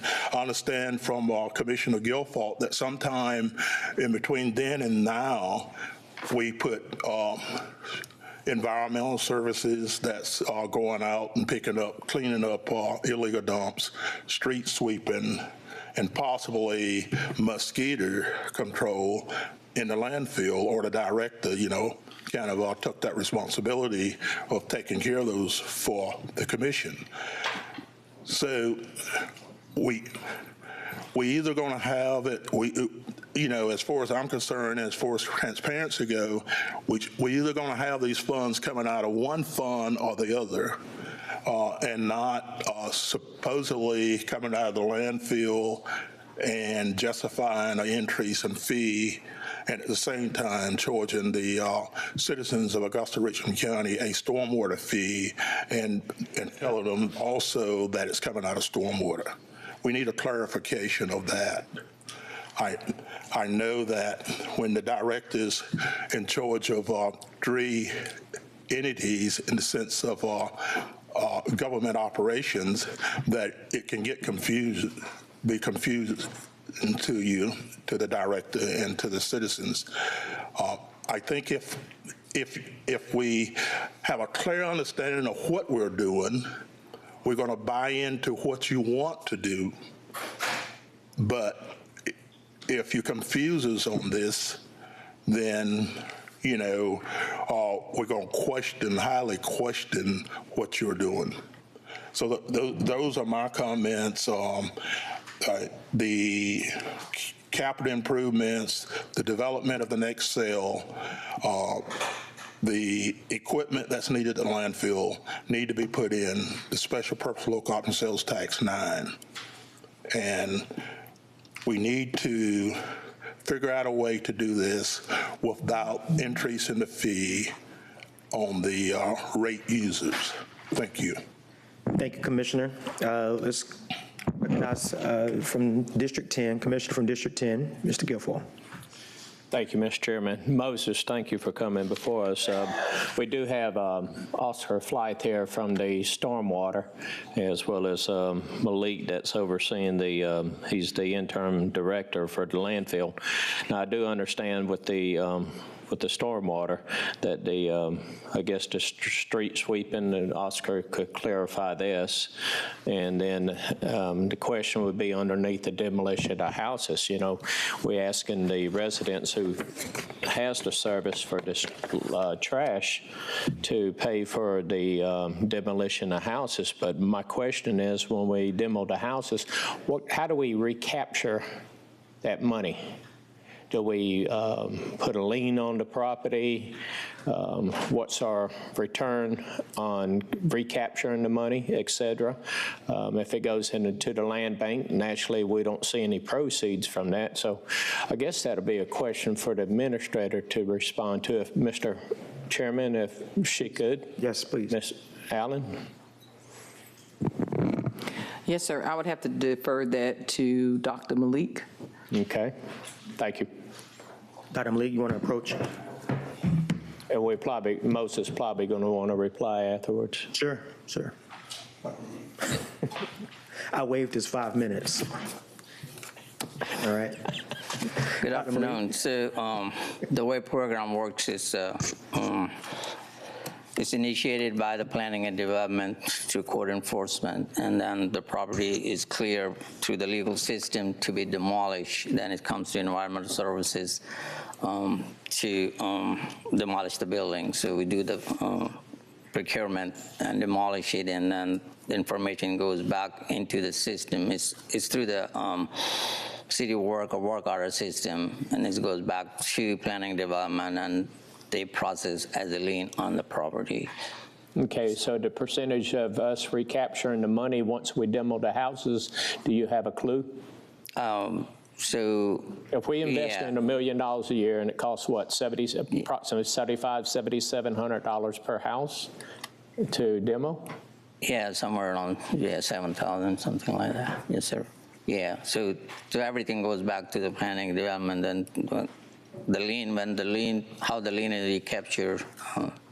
I'm not quite familiar with that. That's beyond your scope. Yes, Probably the reason why the landfill actually does the demo, because it was past practice. You actually walked into that department knowing that the previous second director prior to that was doing the demo, and that was pushed on him way back 12 years ago. But he was able to do it within the funding that he did have by charging the out of the tipping fees, and I guess he had an abundance of money in order to do it. But the street sweeping, couldn't we capture that under the stormwater program, since that is a clean? So let me clarify it. I think there's a confusion. The landfill operation and the waste collection, they're two independent operations. They are independent. They have different funding. The funding is captured separately. They have separate budgets. And all we're discussing is the waste collection part. I'm not trying to interrupt you. You said such and such and such and such is two different. I didn't hear what you said. Yeah, so the landfill, which is a solid waste operation, is independent of waste collection and disposal. So, and those are two different funds. They are tracked separately by the finance, and accordingly, we have two separate budgets that are tracked separately. So I think the discussion is really not about the landfill. The discussion is about the waste collection and disposal operations. And in 2013, this body established that program, and there are resolutions, there are several policies, and in that policy, I came to this body, I believe, on August 1st, 2023, and I presented everything is attached to that agenda item. So there are several. In that policy, this body at the time decided that this program will be fee-based program to support all the operations that are under the environment, under the waste collection and disposal. So that is in addition to the paying to the contract services, which is a hauler. And that time, the street sweeping was built into the haul contract, actually, till 2018. So there was some transition made, whatever reason, that time. So it was kind of blended, like street sweeping and some mosquito crawls is blended between two now, stormwater and the waste collection and disposal. So that's where we are. I just want to be very transparent, very clear. That was the decision of this body at that time in 2013, how this program should function and how all these operations should be funded. And that's what it started in that. Some of these services, whatever document I have, did not start it right away 2013. Some started in 2014, like demolition, I think 2014, 15 or something like that. So they just kind of roll into the program as the program, begin to establish. So should stormwater be under, the street sweeping should be under the stormwater?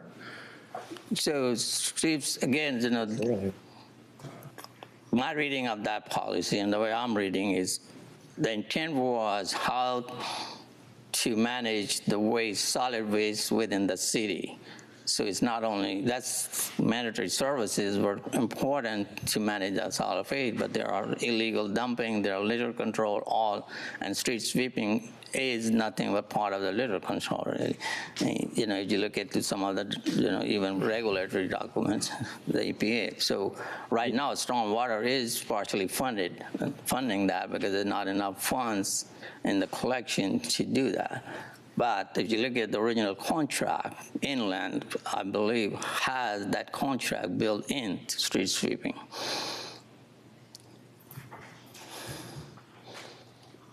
So, and inland's not even on the. So again, you know, I really recommend that I can bring it back again, all those policies. This body has to make a decision whether they want to continue the program they started or they want to change it. Right. I tell you what's odd is that all these policies we accept as a commission behind this dais is usually recommended by staff, administration. So actually, everything that you were speaking about, we didn't come up with it. It was actually recommended from staff. So I guess staff could resolve this problem if something needs to be put under stormwater. Now's the perfect time. If something needs to be taken out of the landfill, as far as using money that we gain it from paid individuals to be used for a non-issue with the landfill, you know, y'all do have that power to make recommendations, and usually 95, 98% of the time, staff, I mean, this commission follows recommendations, but from now on, I believe what you're going to see is there's going to be some questions on certain recommendations that puts us in a predicament and position we are in right now. So we have to watch what we do from now on. I guess that'll give time for Mr. Moses Todd to follow up on what you were saying about the street sweeping and demolition of the houses, if you don't mind. Yes, sir, by all means. If the policy, the way it was written, would have implemented, we should not have the discussion because there was built in the CPI escalation part of that policy. As the costs escalate, the fee should be adjusted accordingly. It was not done that way. So that's what we end up where we end up. Well, kind of like, you mind, Mr. Chairman? Yes, sir. Kind of like the stormwater, where when it was implemented, it would be generating $15 million. We was only going to hire a handful of people to oversee it. Each district's going to have 2 contractors, which the bill of sale that we were sold was great. But once it was passed, and actually staff said, hey, we're going to ask for the maximum $6.40 per 4,400 square foot of non-exorbitant space. And so the commission did approve asking for the max, so we don't ever have to go back to the table, and that would satisfy and take care of the long list of projects that need to be completed. But within 5 years, the whole desire to do the stormwater went away because the money that y'all was supposed to get, y'all ain't getting. It was shifted to be for employees where it should have been focused on taking care of our infrastructure, our needs, and the projects that y'all have listed. I think what you said, what we got now, we barely got enough money to get anything done out of stormwater. Is that right? Yeah, so let me correct that one. So we're not collecting $15 million. That was the plan.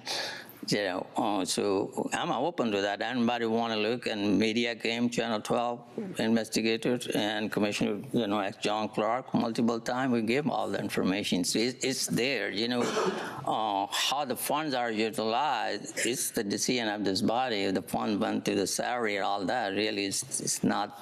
As a director, that was Abby at time would have done it. So, yeah, that was a plan. Plan need to be revisited. You know, you have to start somewhere, and that was the start to collect all that thing. So, you know, I presented some recommendation to this body, part of my budget, how we can kind of divert or get more funds toward the operation. That's what it is, and shifting some of the burden to the other funding sources. So as a director, I'm doing my best, whatever I can do, you know. All I can do is recommend or suggest.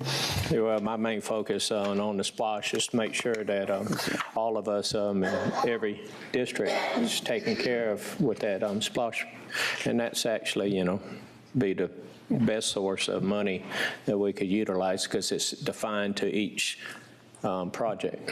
So I'm going to bow out and let former Commissioner Moses Todd speak. Thank you, Mr. Chairman. Yes, sir. Before we get Commissioner Todd up, I'm going to recognize Commissioner Pulliam from District 2. I'm sorry. I am so sorry. No, you're good. You're good. I know Mr. Todd he wants to chime back in. We're going to get Commissioner Pulliam first.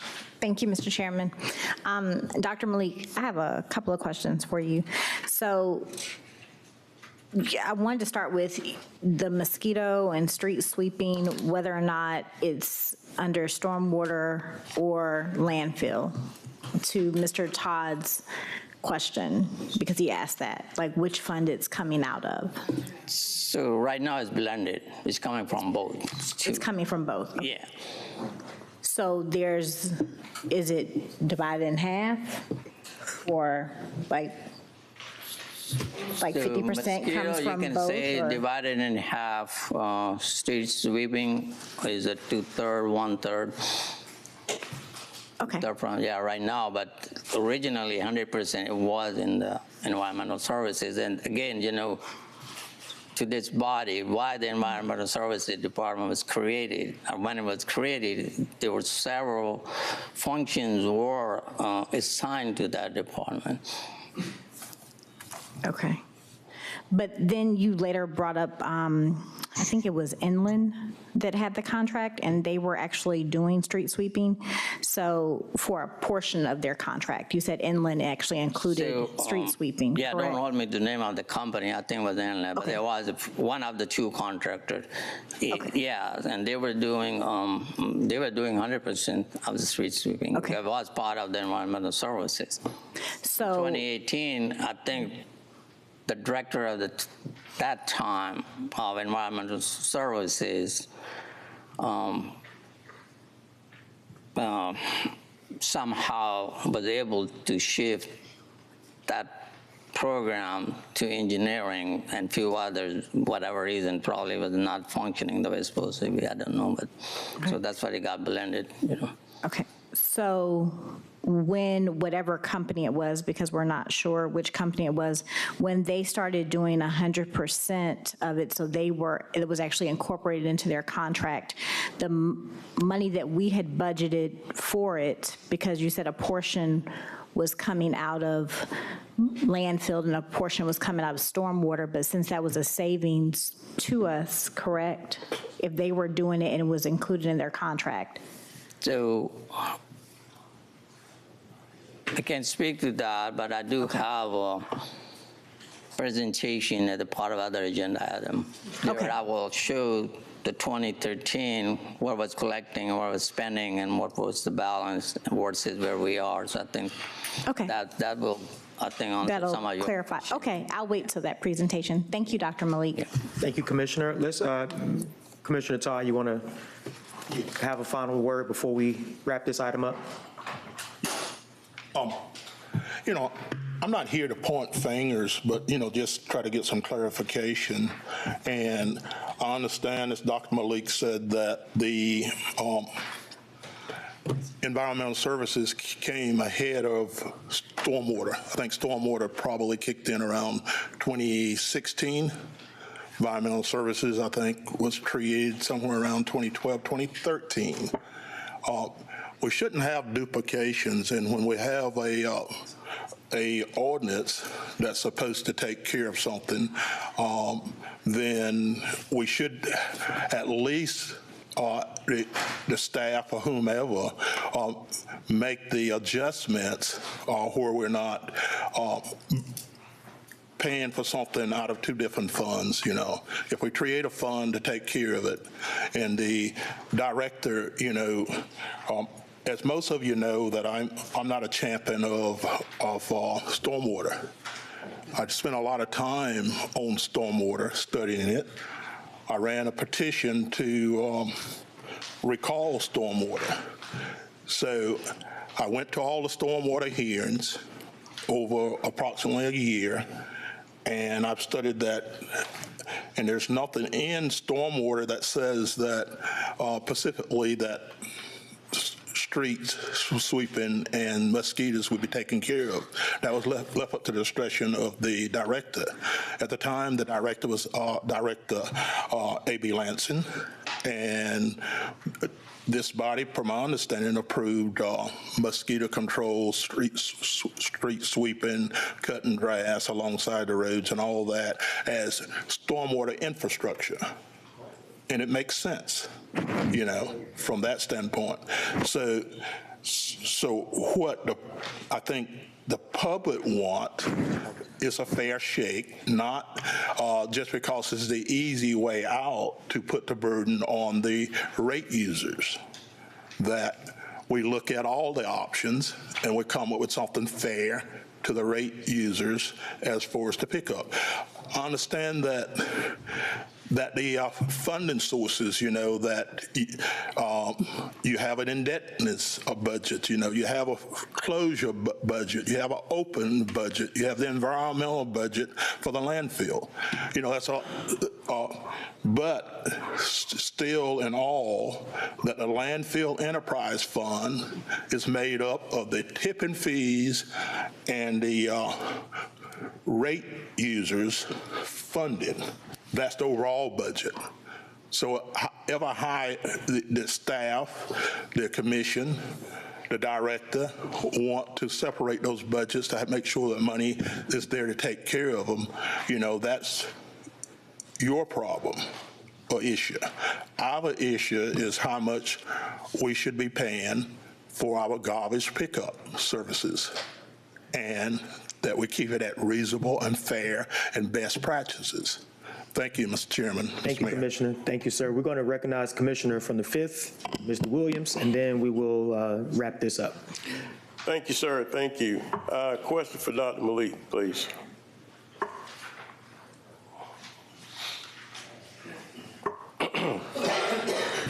Dr. Malik, everybody's been asking you about where whatever's coming from, monies for this, monies for that, or what have you. My question is, if you didn't take it from these funds, where would you get the money from?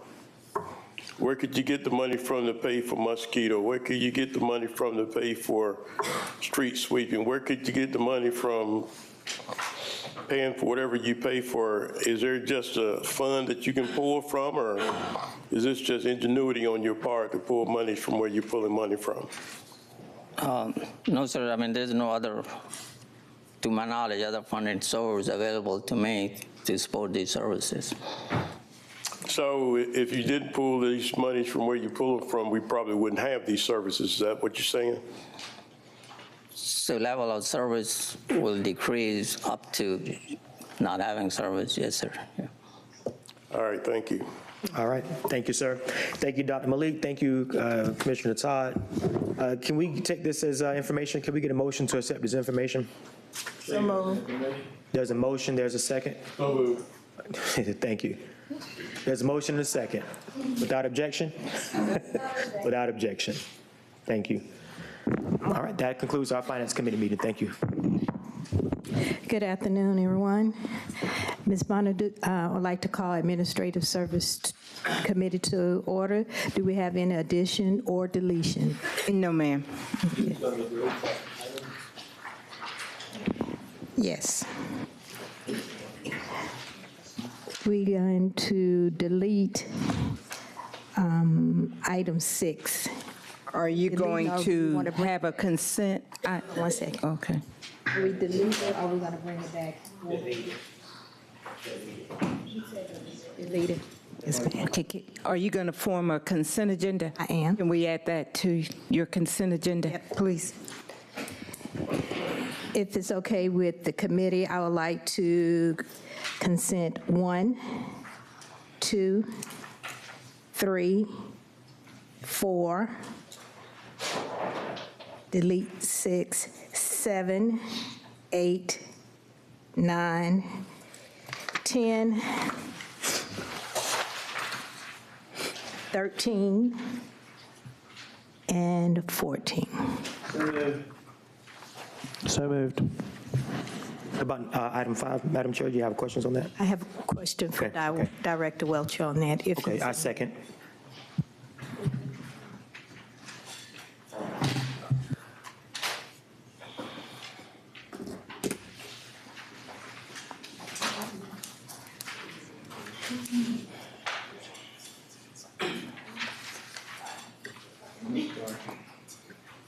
Voting.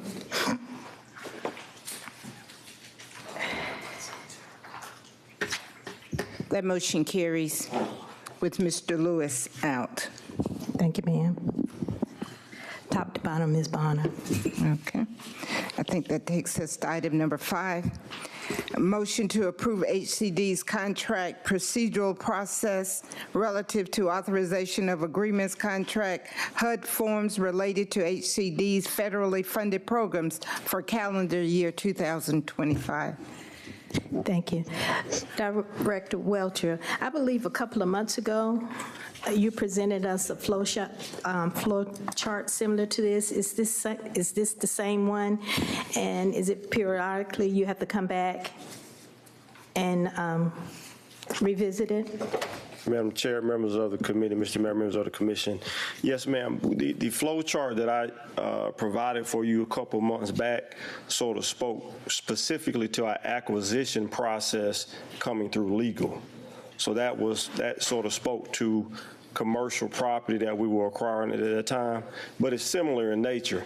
The flow chart that you have there sort of speaks to on an annual basis all of our federal funding that we receive, or Augusta receives from HUD, flows through HCD. We provide you what is called an annual action plan to say, hey, this is how we expect to receive to use the $3 to $4 million. What this process says is just because you approve an annual plan, we still bring every agenda item, every activity to you for review and for approval, i.e. if you look at item 10. You approve for us to be able to look at, to do affordable housing, but still when we get specific to the address, we bring every specific project back. So that's what you have. That's what this process says, is that there is still checks and balances even though you approve an overall plan. Okay, thank you. Any question from my committee? Second. Commissioner Franham and Branham, Johnson, Franham.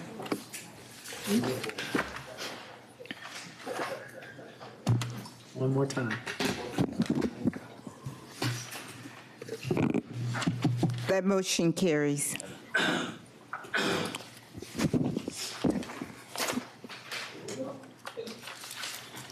Item number 11, ma'am. Yes, ma'am. Okay. Item 11 is a motion to approve proposal for services submitted by the University of Georgia Carl Vinson Institute of Government with assistance in conducting an Augusta-Richmond County Charter Review and Augusta-Richmond County Charter Review Committee on resolution draft, requested by Mayor Johnson. Mr. Johnson, you want to start? Mayor Johnson, you want to start? Yes, I can start. Good afternoon, Madam Chairwoman. I appreciate you entertaining this agenda item today. As you know, as a body, we agreed a few months ago to engage the Carl Vinson Institute regarding taking a look at our charter. As you know, since this government consolidated in 1995, we have not had the opportunity. There have been attempts at it. We've had the experts from the Carl Vinson Institute of Government that are here today. They presented in a public forum. I believe it is time that we take a look at our government, see how we make it more effective and more efficient. And I would love to have them come up if there are any questions. Otherwise, Madam Chairwoman, I'm comfortable with going through the queue, and I'm here to entertain any questions that may be posed to me. Thank you. Commissioner Franham. Thank you, Madam Chair. I guess my questions for the mayor. Mayor, fully in support of this. I think it's important based on where we are as a government and the fact we've never done it before. What is the anticipated funds for this, and then what do you see as a revenue source? I'm not sure. We've tasked the administrator with that. Madam Administrator, have we identified a funding source for this? The funds would be available through our capital. Okay. I guess my question, I'm going to ask the Carl Vinson Institute individuals to come forward real quick. Sure. Good afternoon. I'm David Tanner with the Carl Vinson Institute of Government. Happy to answer your questions. Thank you. Can you tell me what other municipalities that y'all have been a part of in doing this, and maybe 3 or 4 in recent when you did them? The most recent was in DeKalb County, but we've also helped with consolidation, Macon Bibb. As part of that consolidation, we helped with drafting the charter and forming that consolidated government several years ago. And we've done a number of other charter reviews for smaller cities. And then as far as with approval, if this government was to approve it, what's kind of the timeline of how long this typically takes? The mayor's asked us to put a proposal forward that would complete the work in December of '25. Is that pretty standard, how long it takes y'all? It's very accelerated, I'll be honest. And that would, normally this is about an 18-month process, I would say, but we are confident we can meet that timeline given the proposal we've submitted. And then as far as there's this body or legislative body, whoever would have appointees that would be on this board, when would that process start? It really depends on how quickly you move to pass a resolution to form a committee. So that timeline's squarely up to the commission. And my last question is that the process of paying for this service, is that something that if supported today, we pay that in the next 30 days, or is that something that you pay at the end when your services are done? How does that work? Yeah, normally it would be an invoicing schedule so that it's paid a third into the work, 2/3 into the work, and then a final payment when services are completed. Okay, thank you. Commissioner Johnson. Thank you, Madam Chair. I think that what's being proposed, could be good for the government. I'm interested in seeing the direction it takes. I'm also interested in seeing what happens once the recommendations are forwarded up to the legislature. It always gets interesting there. But I do have a concern with the resolution, and it's a small concern. Number 9 on the resolution states that no elected officials, former elected officials, any existing member of a board of authority or county employee should be a part of the committee. I think that's a little extreme. I can support no county employees for obvious reasons, but I would hope that that we wouldn't limit who a commissioner could appoint to the committee, whether that be an elected official, former elected official, county board member, or board member or authority. I mean, obviously, we're not going to be, I'd imagine we'll be putting elected officials on the board. But to sit here and try to, limit that ability if, in fact, we decided to do that. So I think if we could make some type of consensus on this, some type of agreement to just strike the whole, to leave in the whole idea of no county employees, but still give us the ability to appoint who we deem would be best to serve our districts. I can support no county employees, but as far as limiting to the level of no board members or no elected officials or former elected officials, I think it's just extreme. And again, I'm not going to be appointing either one, but let's not limit a commissioner's ability to decide who's best to serve their district on this board, on this committee.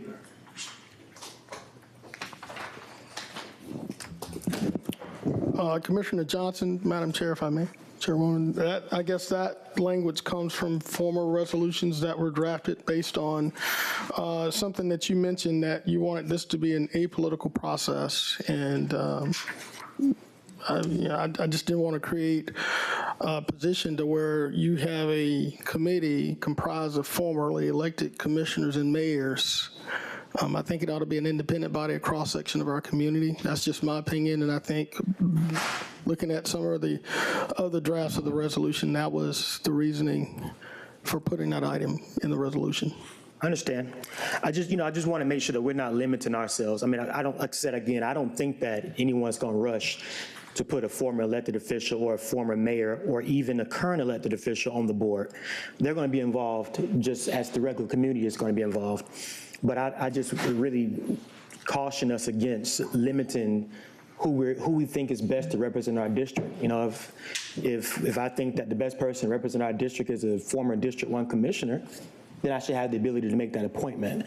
The whole idea of it being apolitical, we already discussed that that's just not really a thing. If we're going to create a committee where commissioners appoint people, that makes it political in nature.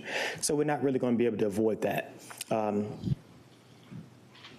Just a suggestion. And then also the whole idea of being a member of an existing county board or authority. I get what we're trying to accomplish, but I would just, again, let's not add any unnecessary heartburn to this thing. County employees, fine, but anyone else, let the commissioner make the decision. Certainly. Keep in mind, I think that there's going to be plenty of room for dialogue. There's going to be many public forums. There's going to be opportunities for former elected officials to chime in, perhaps on subcommittees and other opportunities. So I don't speak for the governing body, of course, but we would hope that we would engage everybody to be a part of this process. Thank you. Mr. Commissioner Guilford.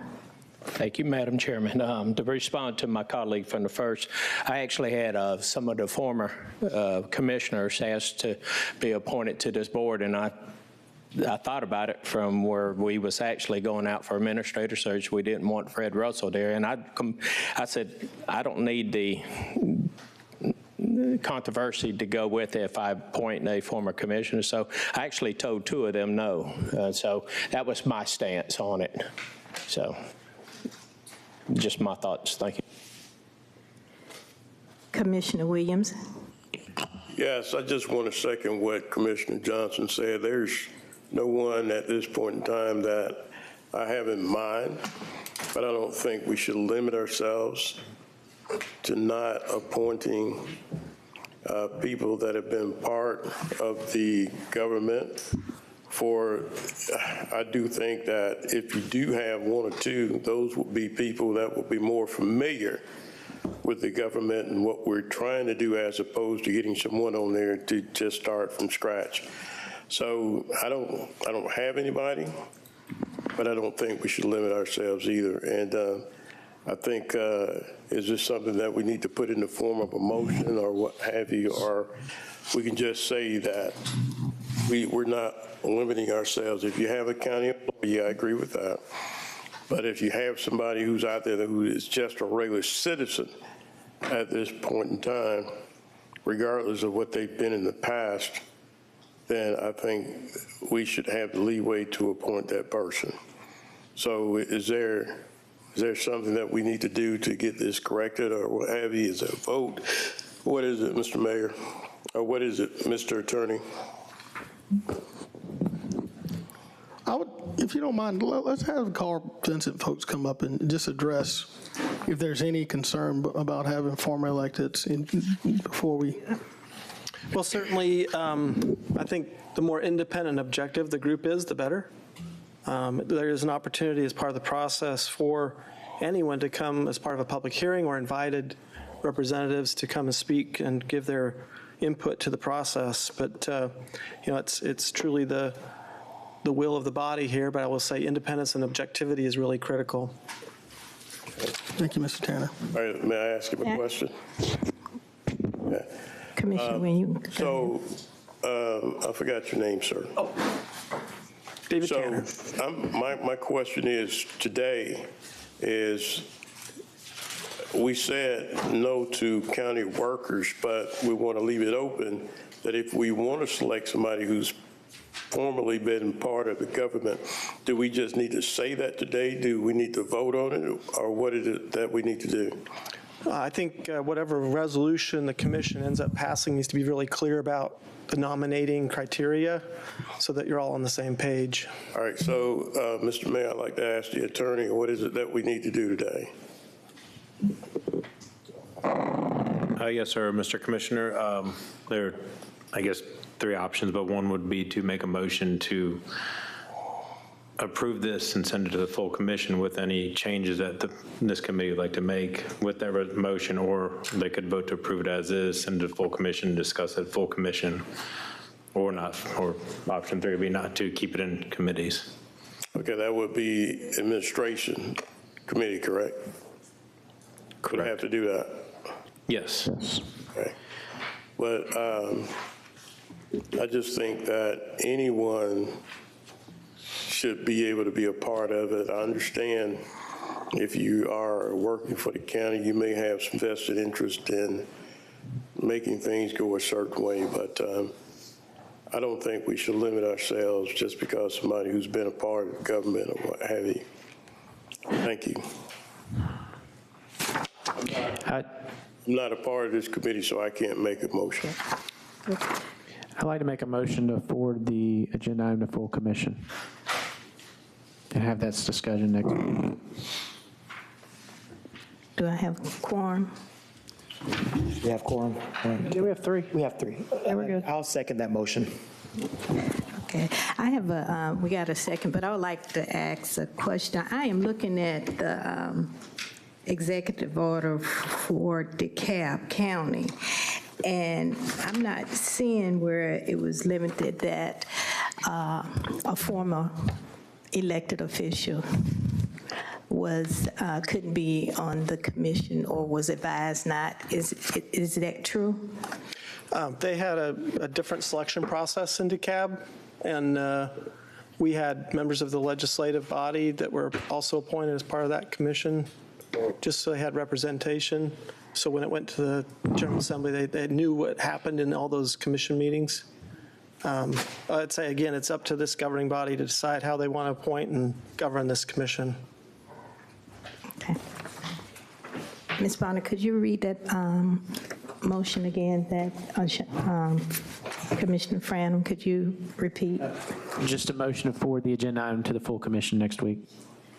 And Attorney, you said that we could move it to the full committee. Now, do we make our changes here, or we wait till we get to the full commission?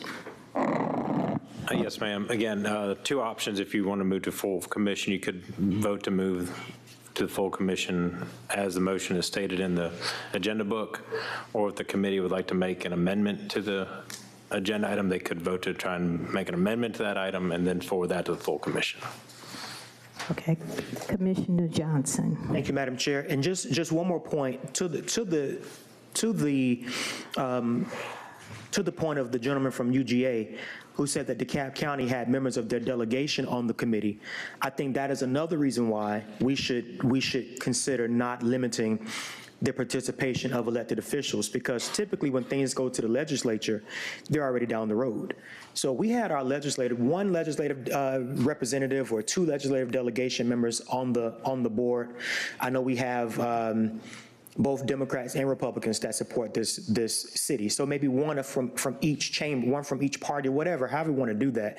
I just think that it would be a loss if we did not allow at least a legislative representative to be on this committee to help us navigate what could be an interesting legislative session. So, I mean, I know we're going to forward to the full commission next week.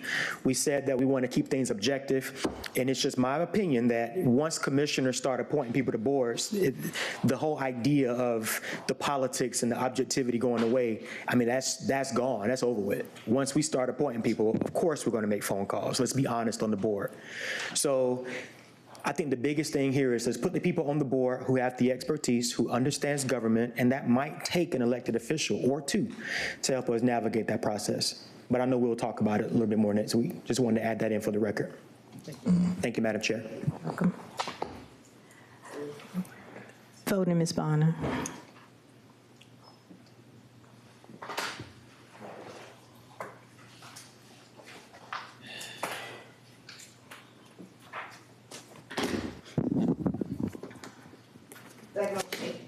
I'm sorry. That motion carries with Mr. Lewis out.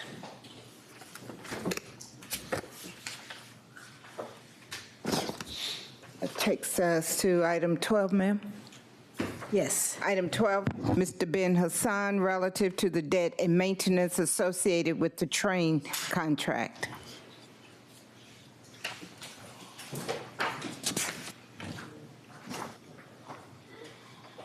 Did he leave it with me? Oh, okay, yeah. Put him up there. Get him. Good afternoon, Mayor and Commissioners. Just for the record, Ms. Bonham, and to the governing body, I'd like to entertain that at this point exactly the way it's written. I'm sorry. Your name? I'm sorry. An address, please, for the record. Y'all guys make me nervous. Ben Hassan, 3529 Monte Carlo Drive, 30906.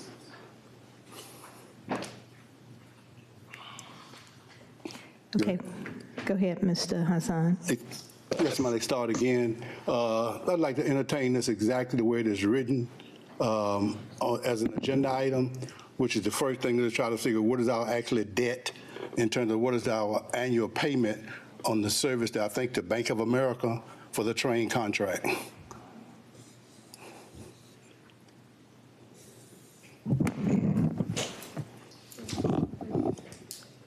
Commissioner Johnson. Thank you, Madam Chair.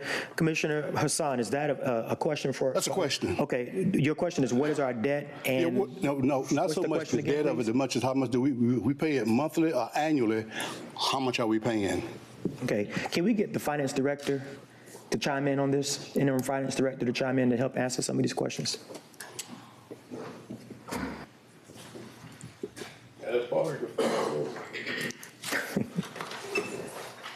I think the chair gave him 5 minutes, yeah.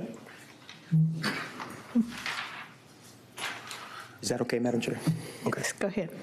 Yes, the debt service for 2025 is approximately $1.2 million, and that's paid biannually, every 6 months. For 2025, $1.2 million. Now, earlier in the budget presentation, we had a $920,000 figure. It's different. That's a maintenance contract, sir. Okay, all right. Thank you. Thank you for that. So the next question is about the maintenance contract. What is the debt service on that, and when was that signed? Mr. Lampkin.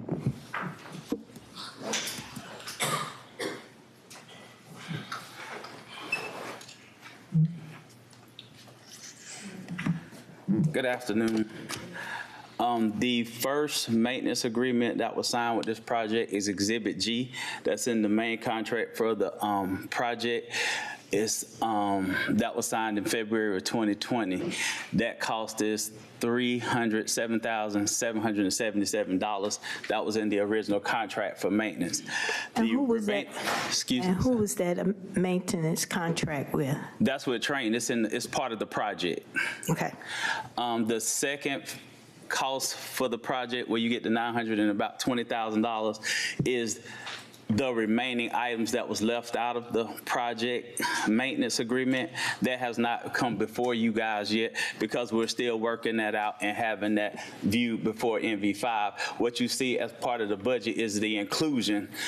So if it is approved, we have the money to do the maintenance on the new equipment that we've just installed. So that will come before you in January, those two contracts for the maintenance that's outside of the project. So that has not been signed yet or approved. Madam Chair, can I ask Director Lampkin a question? Sure. Director Lampkin, are you? Director to the chair, I'm sorry. I'm sorry. Madam Chair, what I'd like to know about that, because we didn't sign the contract in the 2022. So so in the statement he just made, so we talking about the investment grade audit that was paid in 2020, as opposed to paying for the contract, because the contract was not actually signed. The last time the contract was before the commission was February 28th, 2022, and not 20. So there might have been an investment grade audit or something, which means based on all the body of work that they was looking at, we might have paid something then. So I'm trying to figure if there's a difference there. I'm sorry, I had the wrong year. It was February 2022, not 2020. And like I said, that is the copy of Exhibit G that was in the 700-page audit report contract that was signed that is included in the project. So that, like I said, that was in 2022 when it was signed as that 700-page contract that we have. Well, let me, on February the 21st, well, let me just say this here. Let me go back, Madam Chair, to a statement that administrator made on the, I think on the 7th, November the 7th, at the budget hearing. She made a statement about the bill is about to be about $758,000, you know, whether we see any real benefits or not. Then on the 19th, I think a correction was made, and I'm assuming it's a correction, for the maintenance is going to be over $900,000. And so, and that was whether we saw any savings or not. And truth be told, I think this contract is supposed to be a fully funded contract, and all of the savings are supposed to take care of the contract, whether it's to build the project out and the savings to give us to pay the debt back, as well as to pay the maintenance fee. So I'm trying to get some clarity on that. If that $900,000, which Mr. Lampkin is there, just mentioned, is this going to come out of our savings? Because that's where this contract is written. Ma'am. Administrator Allen, you want to respond? Yes, sir, Madam Chair. And Commissioner, Mr. Hassan is correct that, you know, I brought you back the updated information as it relates to the train maintenance. It was $750,000. Then we were later informed last week that it was increased to around $912,000. So that is correct. There is an adjustment, and I included that again when I made the budget presentation. As it relates to the respective savings, this project, as I understand it, in discussions with Mr. Lampkin as well as with Mr. Schreier, we have not yet absorbed or seen any respective cost savings in this project. And I could defer that to both Tim Schreier and Mr. Lampkin to further address it, but we have not yet gained any of those respective cost savings. Can I ask a question? Hold on one second. Commissioner Johnson, you're in the queue. Did you still? I'm sorry, I'm coming out. Okay. Let me hear from Commissioner Guilfoyle. Thank you, Madam Chair. A question for Mr. Hassan. Mr. Hassan, the questions that you were asking was in February of 2020. Wasn't you a commissioner at that time? 2022, and if you look at what I put up, if need be, you can see I had questions about all of that. And what I'm anticipating is that what you'll see up here is MV5? Yeah, MV5. Right, and that's what you and the former interim administrator brought forth to this body. And so what's your point? So my point is, the questions that you ask, and you already had the answers to. No, we don't have the answers to them because your maintenance. Did you support this back in 2020, sir? But that doesn't answer that question. What I'm looking for, Commissioner. I'll let you go. Thank you. Okay, but first I need to go back, Madam Chair. When the administrator said that we don't know what the savings look like, is that because the measurement and the verification has not been done at this time? Because after a year of the equipment being installed, NV5, the City of Augusta, and Train sits down and come up with a maintenance contract, but also to see what does our saving look like. So my question, if we have not identified the savings, then is that because the measurement and verification has not been done at this point? That's the question we need to know. That is correct. We have not entered into the measurement and verification process because we're still under the construction process, which we're wrapping up now, hope to be finished by the end of the year. Then we will get into the performance, what we call the performance period, to make sure it's doing what it should do. Right now, we can see, I got the wrong sheet, where we are getting the cost savings from our unoccupied time, and I have that over there. I can grab it, right?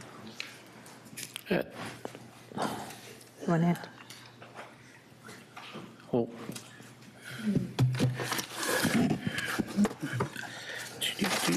While Mr. Lampkin is looking for his information. You'll see and what. Hold on one second, Mr. Talking about Director Lampkin. Hold on one second. Commissioner Frandon, or do you want to wait until? I was just going to say, like, normally we don't go back and forth like this to department heads and putting them on the spot. I would make a motion that we put train on the next agenda and have these answers and have a fully vested discussion, because 5 minutes is up and we've already, I mean, we're going back and forth, and I don't think it's respectful to either parties here to have this conversation anymore. They didn't know the questions before. We normally let somebody talk at us and then we shut it down. Now we're going back and forth and bringing everybody up and everything, and it just seems like maybe they don't have all the answers either because they didn't know the questions. So I think we should just let him speak for 5 minutes, hear the questions, put it on the agenda in 2 weeks and have the discussion. Madam Chair, can I make a response to that? Number one, all of my questions, none of my questions are for train. None of them are for train. The questions are for the city of Augusta and NV5. They're not for train. They're not for train.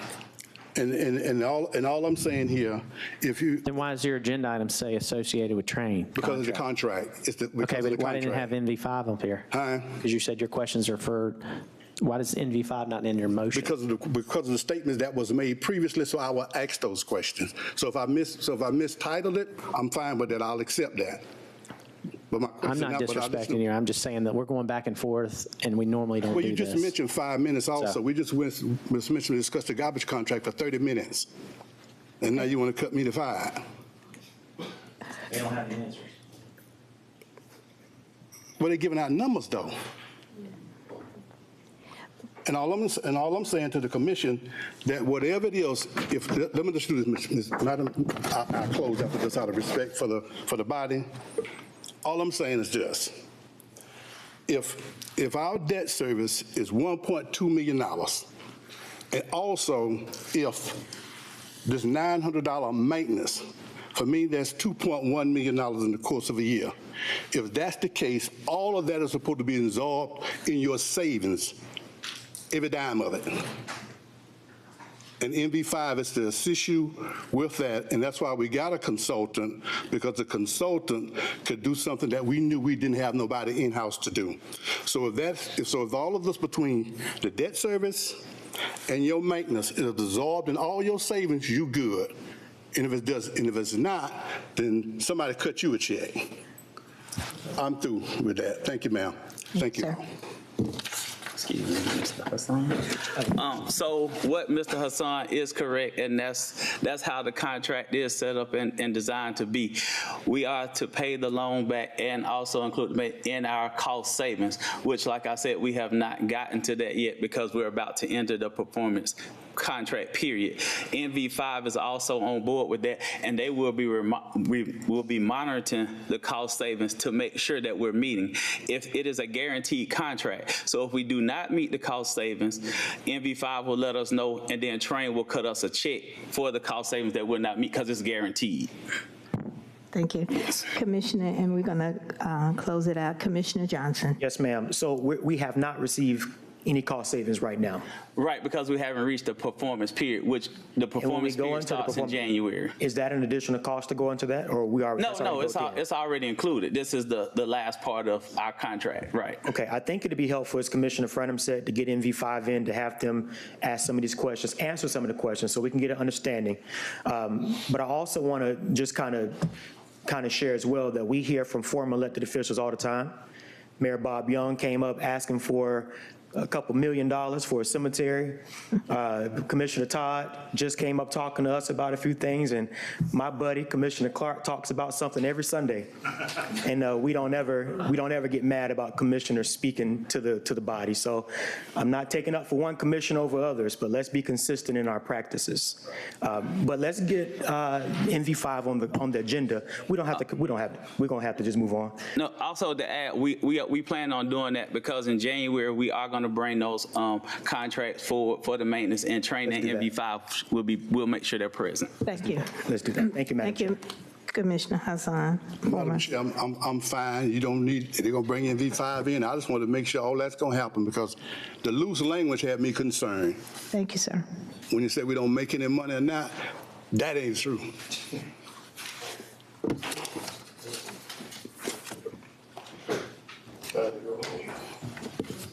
Thank you for your time.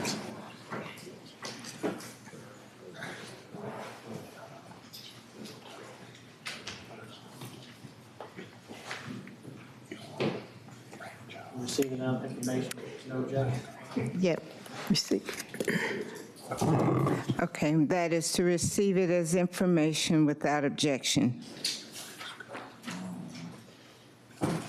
Okay. Item 15, ma'am?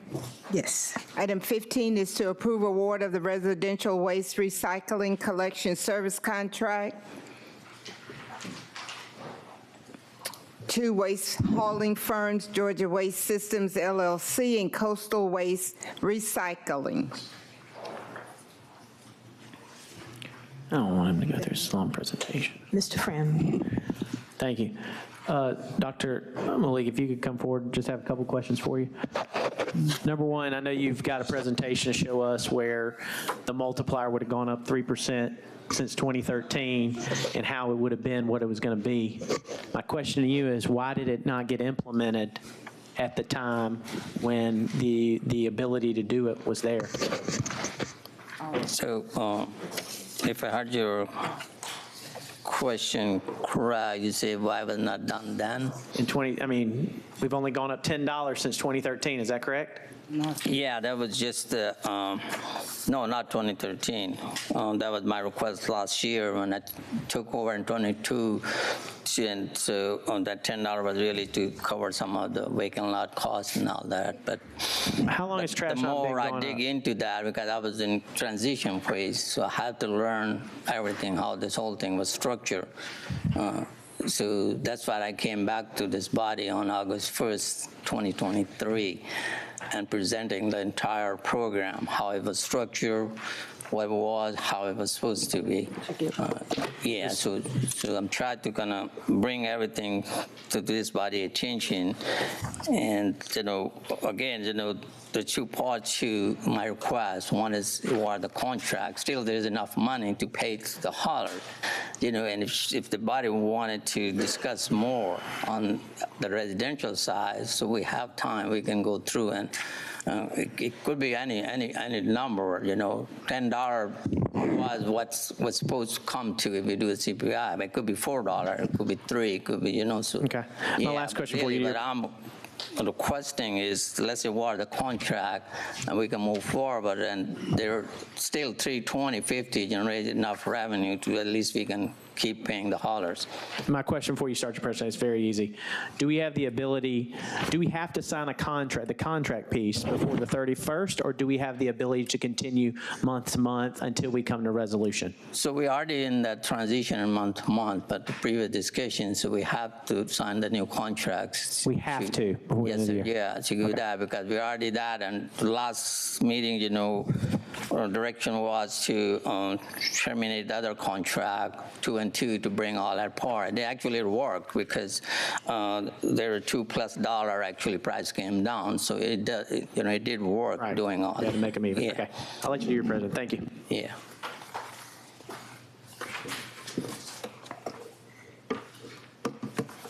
Yes.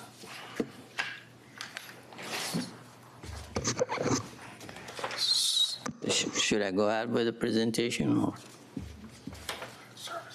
Yes, go ahead, I'm sorry.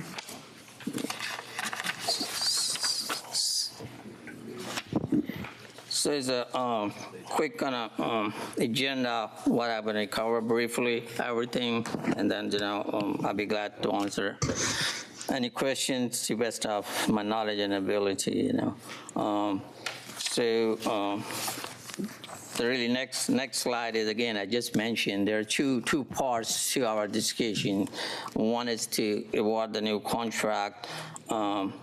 That's the current going to expire on 31st, 2024 next month. And then other is to propose adjustment to the residential fee. Again, Commission had the option to act on both or act on one and have more discussion to come up with the reasonable adjustment to the residential fee. So I'm going to quickly go through that because we already have really discussion with the Moses Todd presentation. So this is kind of baseline how this program was structured by the body of the time. So there is a resolution that kind of that's provided the framework to the director of the time, and then there was 3 policies that was adopted on that, and actually in that setup, which I keep bringing up, and I change it now, the director has a full authority with the administrator to make any changes whatsoever without coming to this body. So that was built in, so I made the change to this contract and moving forward, because this body is the one decision-making, so we need to bring it back to that. But so really, you know, is a fee rate, and also in that, the framework, if there are other charges to the program, like franchise fee or tax or any other, it will be passed through or adjusted into the fee structure. So I think there is really confusion and misunderstanding. The fee structure was really set such a way, the rate was such a rate to support the operation of environmental services, not just house waste. And I believe that's the reason the rate was set $310.50 that time. Yeah. So again, quickly on how the adjustment should have worked. So I went through and looked at every year how the cost of hauling contract escalated, and on average it came to 2.83. So by that, you know, next year the fee we charge to the resident would have gone around $434 on that, you know. And so, and over the time, really, there was some adjustment made by this body, what they were paying to the hauler, and also, you know, we started with 2 hauler, and they got bought out, and they got bought out, so we kind of moving along with, you know, where we are now. So, so this is the next slide, actually, where this program were in 2013 when it started, and where we are now. So the first row is what we built to the account holder or resident, you can call it. So that was around $21.2 million based on $310.50. Around that. So, and then we are more or less where we are because of $10 increase and some other adjustments. But if you look at the contract cost of that time, was around $16 million. The cost escalated over time, 11 years plus. So now it's at 21. So the balance in 2013, 5.3 million, seemed to be was reasonable balance to support other operation at that time. And some of the operation really, or the function did not start it right away, you know. So it just kind of programmed, it took a year to establish a program like demolition. I think it was brought in late 14 or maybe early 15, something like that. So if you look at that and look at where we are today, it's only like 700 left. Still, we can provide the service, but the level of service is almost, you know, I don't know, whatever we're going to call it, DRF, something like that. So that's going to give you the overview. The next one is the process we went through to bring this contract, new contract back to this body with the recommendation. So we floated the RFP back in June after the director of the commission, early June. And again, you know, directive was to bring it back end of the October.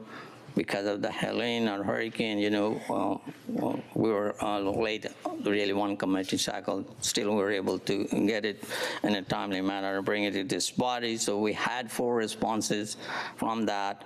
We went through the procurement process. Again, this is not the bid. This is the request for proposals to find the qualified vendor, has the ability to provide the services, and then, you know, fee is not the deciding factor. Fee is one of the several other factors.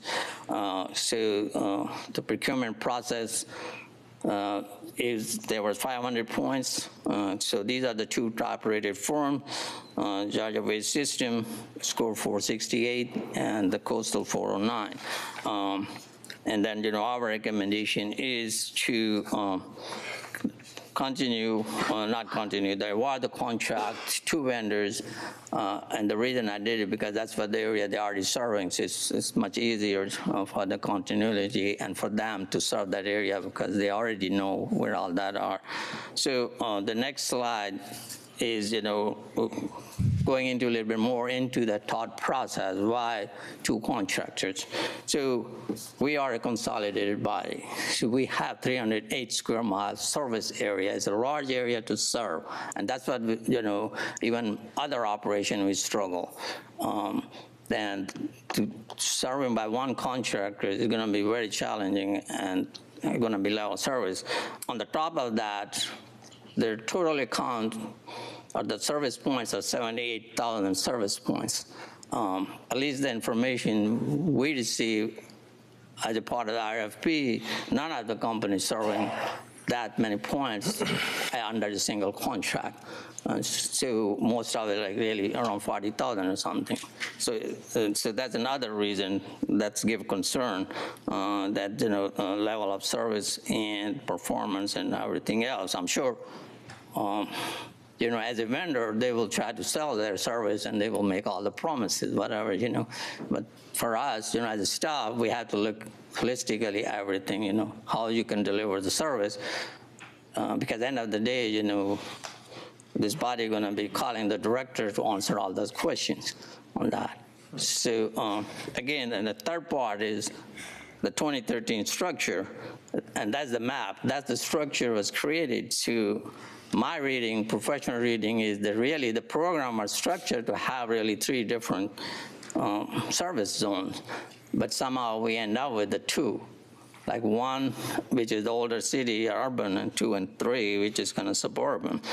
So if you look at all those things, there's all indication that it is good to have two contractors, and also during the hurricane, actually, it's kind of also shows the importance of why two contractors, because one of the contractors stepped up and actually offered the help at no cost to the city, and that's the reason we were able to actually fuel up one of the gas stations to run the service. So we need to have more than one, contractor for that reason, because whatever reason, at least, they can help us in the real need. And really, the Hurricane Helene is a very critical, learning thing, all the needs. So to me, that was really, excellent help from them and the good gesture, because otherwise they would have, sit back, okay, you don't have gas, I can't run the truck, so I don't have to provide service. They have very good, excuse, but they kind of went other way around. Okay, I have the generator, I can bring it back here, my own contractor and all of the things. So those are the really critical points why a department is recommending two contractors. So this is the current, I'm using 2414 because those are the large number account, the rest is going to fall at that. So we were able to keep the costs same which we're paying now, it's very close to that. Actually, I think the zone 1 is a little bit lower now than it was before, and zone 2 and 3 a little bit higher, but on average is about the same. So next. So this is what, level of service. So what I heard from this body time and time again, we need to keep the city clean, more or less, really. And that's what the structure of the environmental services is and what was created to keep the city clean. So like street sweeping, all that. So these numbers are not what we're using now because money now, but these are the number will get this body what I've been hearing that we need to cut vacant lot, for example, quarterly. So we as a department, we already have a plan. We can get 3 crews can work in a week, and we already know the areas where we need to go quarterly, where we need to go smart, and all that.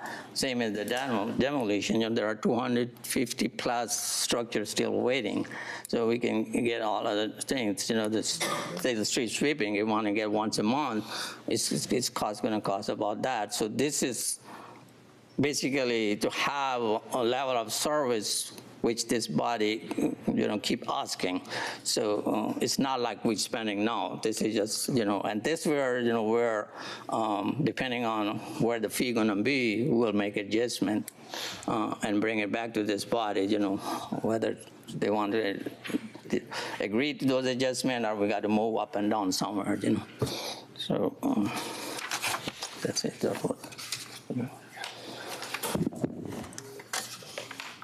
Okay, yeah, so I also look at the services in this, around our area, but not in other states, because each state has different rules and regulations. So, so this is the direct cost, 397. So of the contract. So we have more than one contract, actually. One hauling contract. There are downtown receptacle pickup contract. We have illegal waste. So, but I called a few people in Columbia County living, around Bel Air Road, all that. So there are 2 service providers. One charging $360, other charge $412.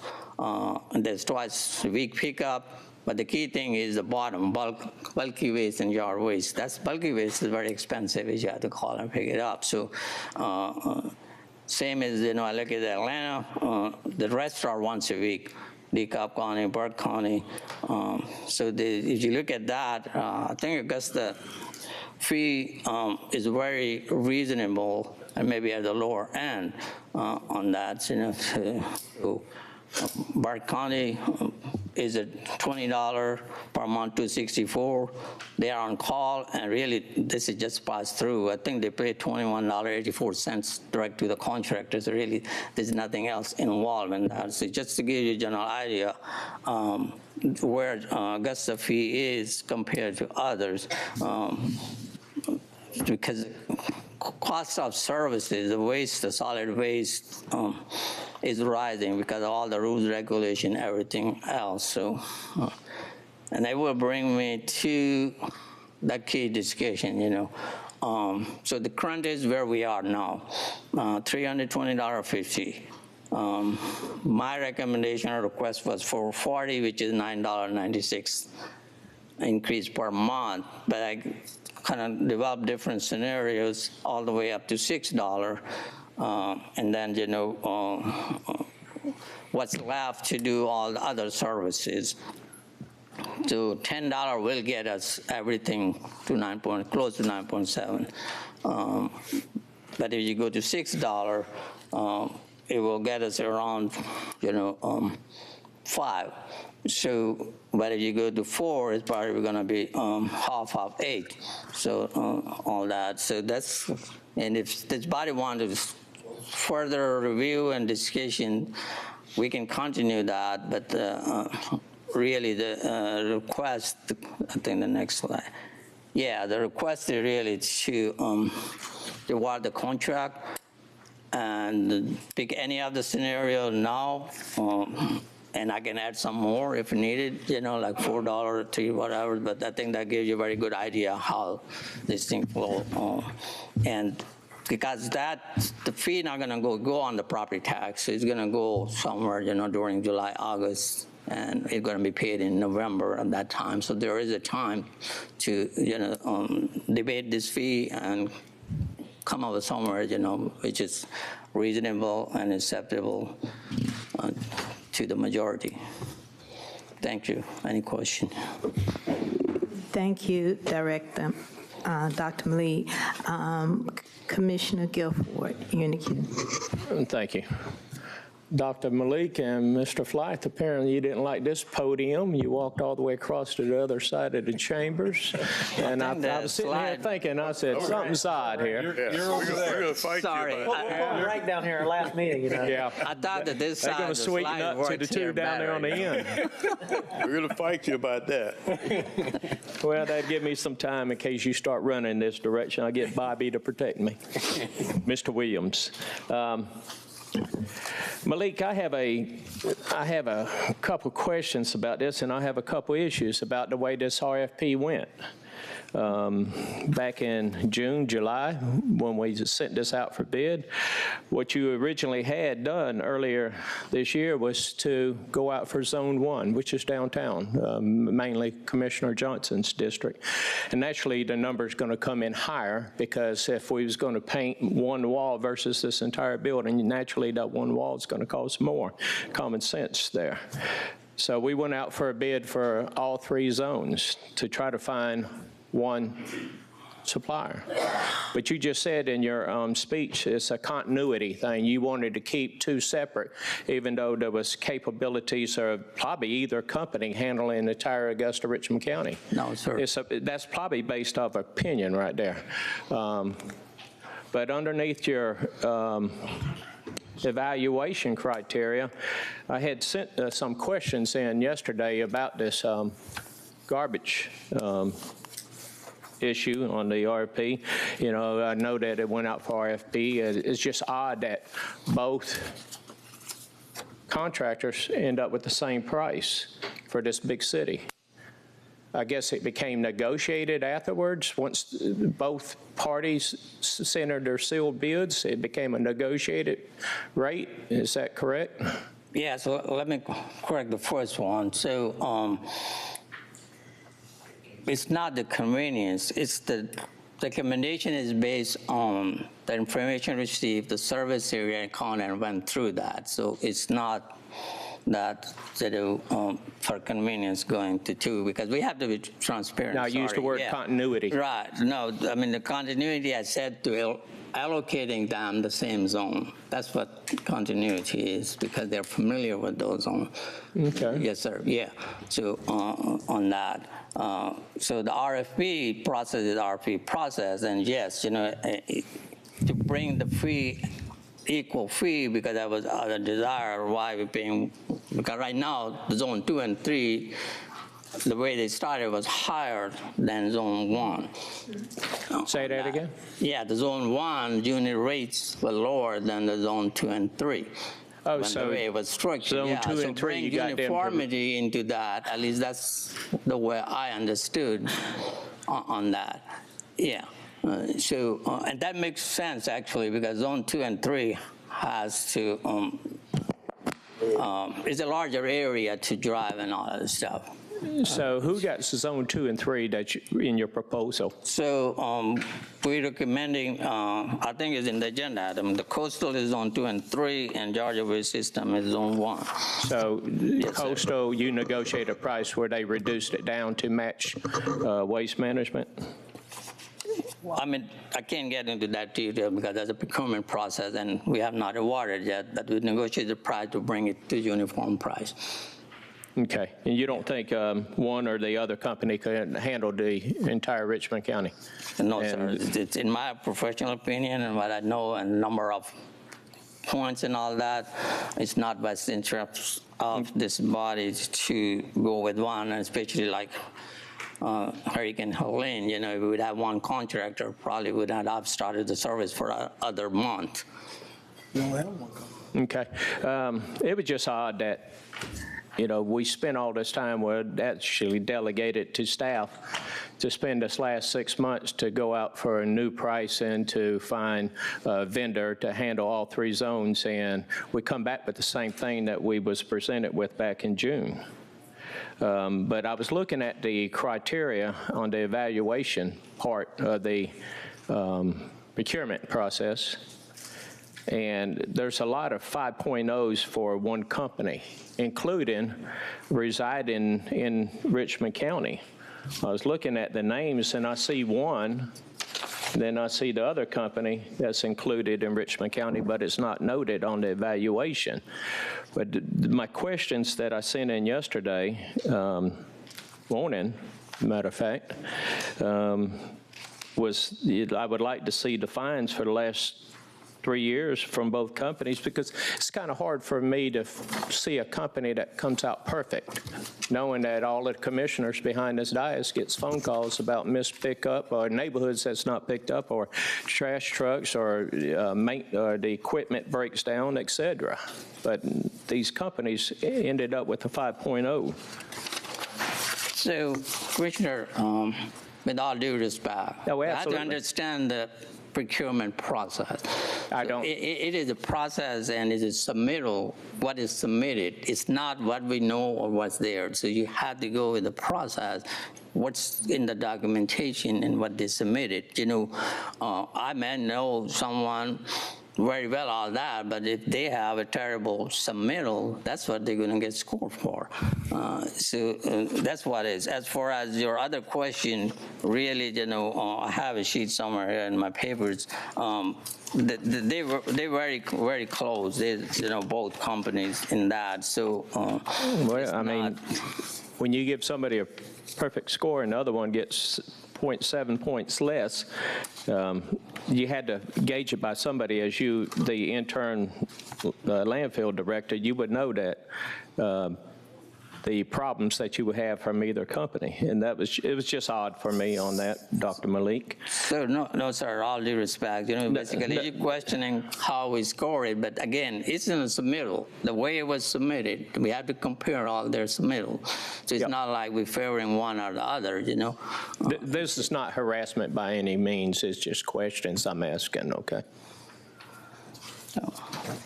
But as far as the tipping fees that you have been, what you have proposed for this council to decide, you know, naturally it's $24.14 per month per household, which is based at 65,023 different household accounts. You know, that naturally generates $18.8 million. Then the additional fees is $12.52, which is a little bit above what half of what we charge, which generates $9.7 million. And I see where you got it broken out, where the funding is, the incentive really cost goes to. But contract management operations, you had $2.5 million. Can you kind of give me an idea what that is? Yes, it's your the salary and, you know, other operation. And that out goes it's in the that's in the budget, you know, you all just approved earlier, you know. So it just I kind of. But this is addition. This is new money. This is new money, right? Phrase, but I can itemize that, you know. That's yeah. But this is new money that you generate in with this additional $12.52. Is that correct? Per household, or is that already in the budget? So the right now the budget is, if I remember, I think it's around $26 million. That's what is approved. It's not approved $30 million budget. So, okay, you know, that'd be $7 million. We have to pay it to the contractor, and then we have to make adjustment to meet that budget, because then I can't exceed what's approved. My budget is going to be blocked, so I have to work it through from each line item and how we want to adjust it and where I want to cut it. Can you get me that information as far as the breakouts, et cetera? Yes, sir, yeah. That would be kind of you. Yeah. Where we was talking, Mr. Commissioner, former Commissioner Moses talking about street sweeping. Can we look and see if that could be captured underneath the stormwater program? Again, it's up to the body, you know. We know it's that program is not working either, you know, to the extent it's supposed to be. So, well, I guess that's another issue. I guess we're going to have to dive into. But yeah. Vacant lots, we got another $1 million. Vacant lots and demolition, but damn. Sorry about that. Mosquito control. And then general funds to $2.3 million. What is that? Franchise fees? So there's a franchise fee, depreciation. There was indirect cost allocation. There was the tax, property tax, you can call it, but, I don't remember the exact term, so it's kind of all those, factors into that. So again, this is what I'm presenting to you all. We can go lower than that. That's what the scenario is from $10 all, but this is based on what I keep hearing, on this, from this body, the level of service, why the city, we're not picking up the litter, why, we're not doing this also. Let's pick up street sweeping. If we have that, I didn't hear that. Can you say that again? Yeah, say, let's pick up the street sweeping. If we want to do monthly street sweeping, then, that's, the cost will be around that. These are the round numbers, it's not the exact number, that's based on what we've been doing, all that. So I have to pull out the number, okay, where it's going to be. So it's not like based on, right now, we have these contracts in place on that, but, we have a very good idea on where these numbers are going to fall. And also, cost of the services, any business can tell you, went up with the COVID and all of the things. So it's the labor rates and even the equipment and the parts and everything, it's not the way it used to be, I'm in a private world business, so we have to absorb a lot of it. But I was noticing your other jurisdictions. Atlantic City, where's that in Georgia at? City of Atlanta. Atlanta, if there's misspelled, sorry about that, but it's, it's misspelled, but it's Atlanta, yeah. Okay. Yeah. Mr. Gill. I've been working on this to make it simplify as much as I can, I think if you would you forward that information to me, please? Yes, sir. Yeah. And then we'll, I'll send it to Ms. Allen and she can forward to you all. One other question, Dr. Malik. Right now, waste management's on a month-to-month contract. Is that correct? I didn't get the question. Waste management's on a month-to-month contract? No, sir. This body approved that second transition that will end on the 31st, the same as the coastal. Right. This body desire was to terminate that contract, so there was a clause in the contract to terminate it. So they actually told us they don't want to do business with Augusta anymore. Is that correct? No, sir.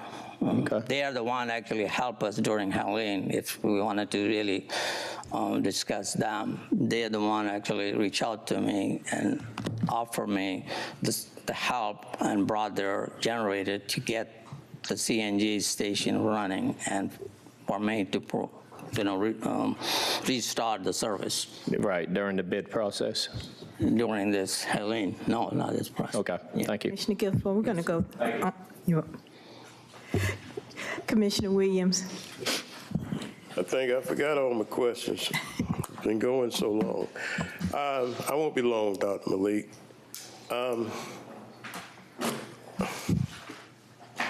Can we move Commissioner Jordan to the other end, please?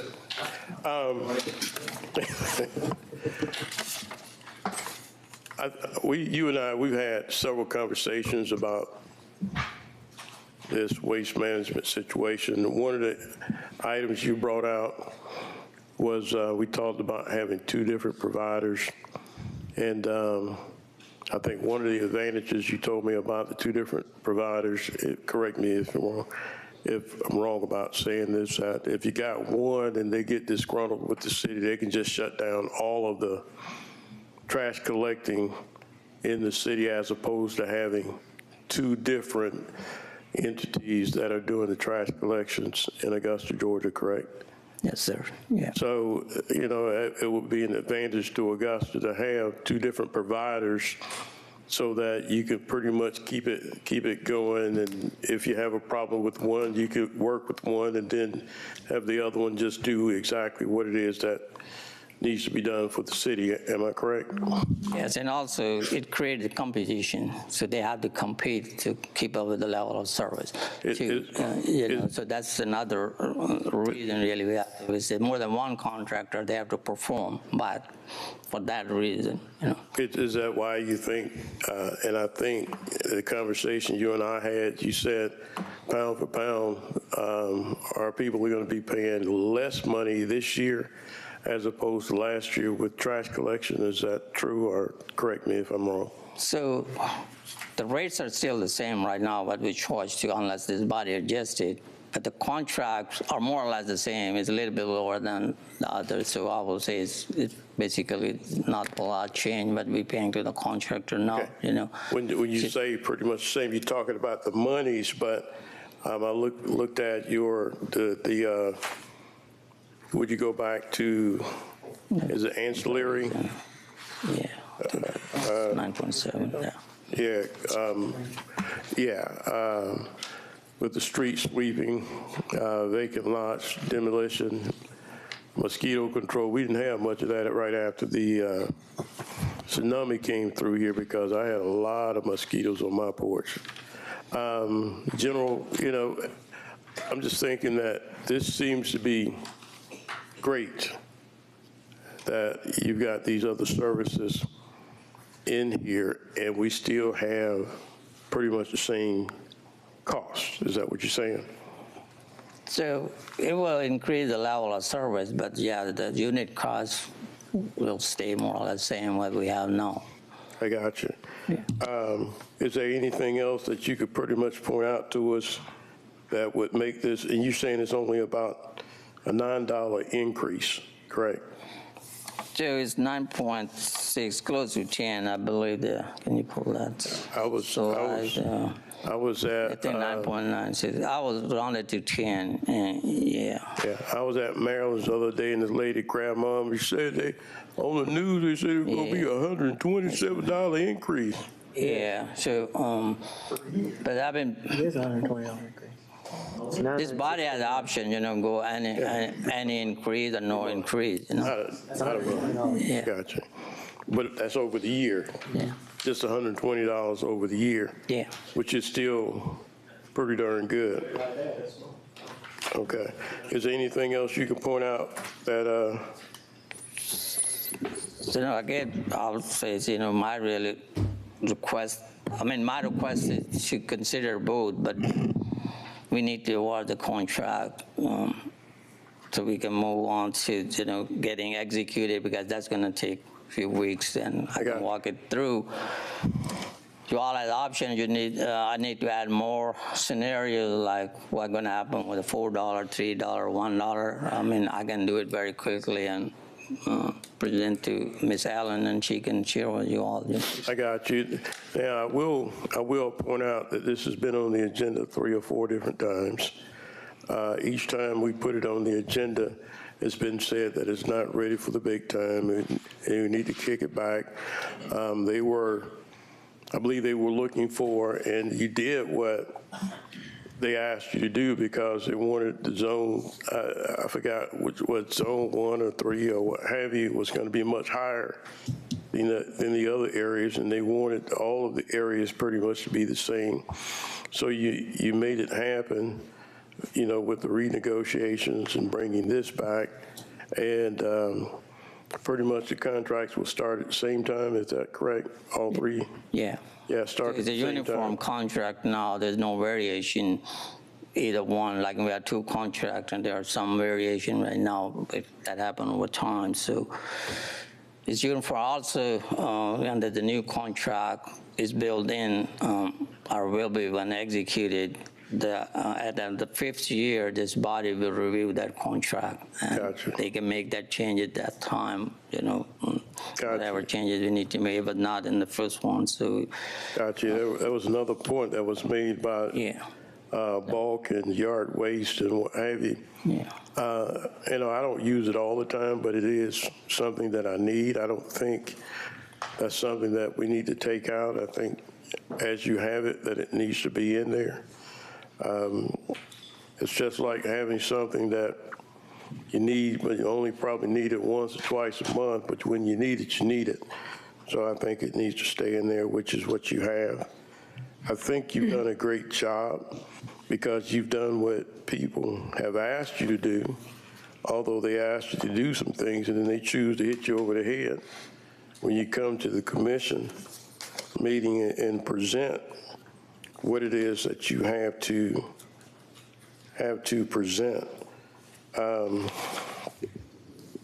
So with that said, I'll shut down, Ms. Chairman, but I think Dr. Malik and his department have done a great job. We need to think about what it is we asked him to do. We need to think about the fact that this is a situation that is not going to be perfect. This is a situation where each time you go out for a bid that it's going to probably end up being higher. This is a situation where I don't think we need to have one provider due to several arguments that Dr. Malik has made, but one especially is that we don't need one provider because we don't need one particular person, a company or entity with a monopoly over the waste management here in Augusta, Georgia. I think the price, he's got the price at a situation, you know, the lady at Maryland's was telling me it was $120-something a month. I said, I don't think that's what they said, but I'll check on it.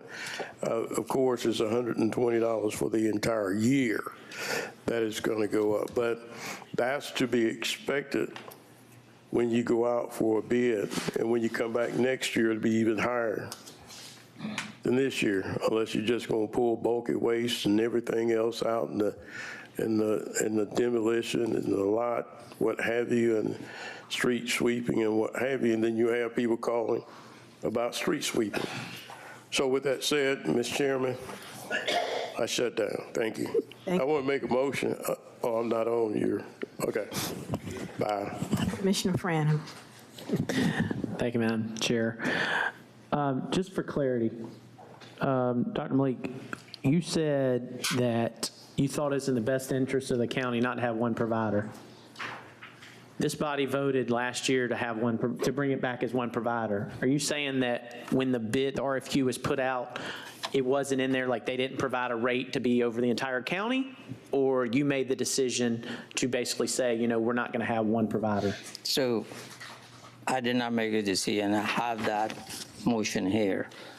It always says number 4, Engineering and Environmental Services Department bid Augusta Zone 1, 2, and 3 residential waste and recycling collection RFP by June 2024 and bring associated contract award recommendation to Augusta Commission by end of October 2024 by discussion and approval for January 1st, 2025 start date. You said a contractor. So you don't define that as meaning all 3 zones? It says the contract. It says the contract. So when they filled out their paperwork, did they have a rate in there for all 3 zones? Each entity that filled it out? I didn't get the question. All 3 zones, did the contractors give a rate? If it was $24.84, did they say $20 and something because of all 3 zones together? No, see, again, another thing is really, again, this body has to understand how it works. We have 4 submittals. So we have to look at, that's the standard practice, what the fees are. It's somebody is giving you the lowest fee, which is outlier, just to get in, you have to take into that consideration all that. So, so we have the four bidders, and we look at, you know, what's all 4 are submitting, and where is the disconnect. So all that, you know, it's up to this body, you know. Our recommendation, based on what I said, also is create a competition that maintain your level of service, is create this body more bargaining power moving forward if you have 2 contractors, you know, all that. So there's a lot of advantages to that, and if you look at the structure, really that's what it was created for. So, you know, if the body want to go, if it's RFP, then they had to go with the top-rated contractor. No, I understand that, but again, this body had mentioned that on the floor, asking for one contractor for all 3 zones. It's evident we never got a contracted rate for all 3 zones, and why we didn't have it in there. All 3 zones would cost you this. Like, that doesn't really make sense to me. I understand you want to talk about level of service, but we're talking about taxpayer dollars too, and the fact that we could have saved a few $1 million probably if we'd have one provider over all 3 zones versus now we have 2 competing interests. I understand you brought one down. You're saying one doesn't have the service level or the scoring, and you don't want to talk about it. I get it, but like the fact we asked for it and then didn't even have it in the proposal is a little bit concerning sitting up here, because we did have that discussion. So I'll drop it, but I'm just saying moving forward, like if the commission asked for something, we should have received that rate. Whether we accepted it or not, you could have said, here's the rate, but I don't support it because of X, Y, Z. We didn't get the rate is my point. Okay. My next question is, is there the ability to go back to these 2 entities and say, hey, can we do a month to month until this commission decides on which way they want to go? So, I mean, we're already in that period, really, you know. But right do you now have it's the not- ability to have the conversation with them before next Tuesday? I mean, I can have conversation, but again, really, we need to move forward with this, you know, because I mean, I'm sitting up here as one commissioner, but when you look at your presentation, 2013, we never raised the rates at 3% as you put in your chart, which we should have done. We didn't do, correct? Is that correct? Not me, the director at the time. I'm just saying we didn't, as a body, whatever you want to say. But now all of a sudden we're saying, oh, now we're just going to go to 440 because that's what we should have been, even though for 9 straight years we didn't do anything because of whatever decision was up here. So it's not really. I brought it to this body on August 1st, 2023. So I need time. You know, you all put me on June 14 or 16, 2022, and it was a mess to begin with from all sides. And that's why some of us can't sit up here and just say, okay, let's just do it, because we feel like it should have happened earlier than this, and now we're sitting here. My next question is, could we, because my motion is going to be to send it full commission, and we got to vote on next week up or down. That's my motion, because I think that's the right thing right now. But like street sweeping, vacant lot, demo, mosquito control, those 4 entities, is there a way to come up with one of in this spreadsheet, scenario 5 maybe, of cutting those services to where there's a lower fee? Because in my mind, it has to go up. I agree with that. I think when it goes up, you got to put the 3% multiplier on it each year, so we're not here in 10 years having that. I won't be here, but having that conversation. But is there a scenario where we cut some of those services that maybe are not needed? Maybe we shift them to stormwater, as Commissioner Todd just spoken earlier, and then come back with a lower fee, because the lowest fee on here, based on everything, is still $72. That's still what? I don't know, I'm trying to think what percentage increase that is on what they're paying. But if there's ability to come back in my mind, 350, 360, somewhere that's a little bit lower, we're showing, we're going to cut some services, and maybe next year that people are like, y'all shouldn't have cut those services, and then you can, increase it more if that's what the body wants to do. But I just have a hard problem just putting it back on the taxpayers when we didn't gradually go up like we do with water.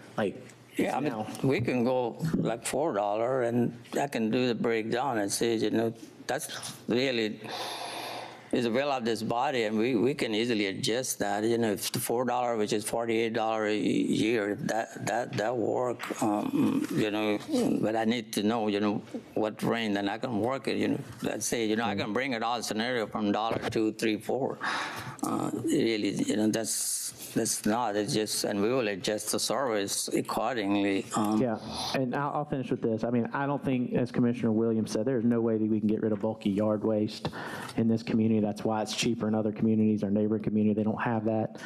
I think that we all can sit up here and say that the services of trash have been up and down somewhat. But I know that in my area that it's been pretty tough to sometimes get things fixed, to be honest with you.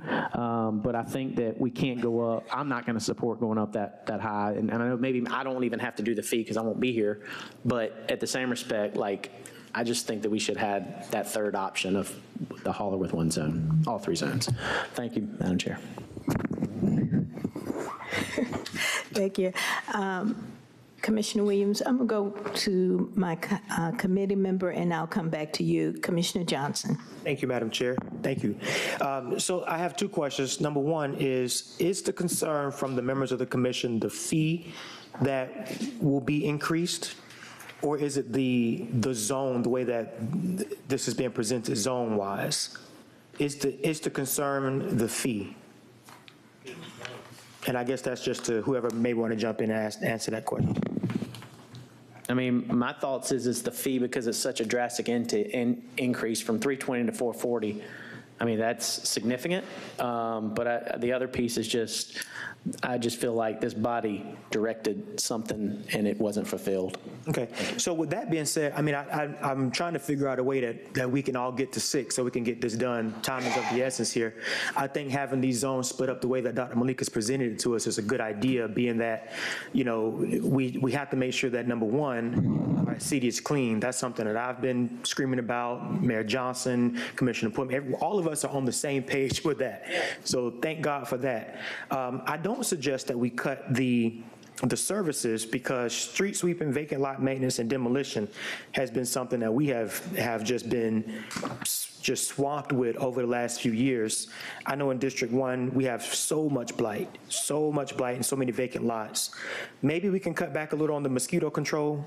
But if we can, if Dr. Malik, if we can just come back with another scenario, I mean, I think $6 is okay.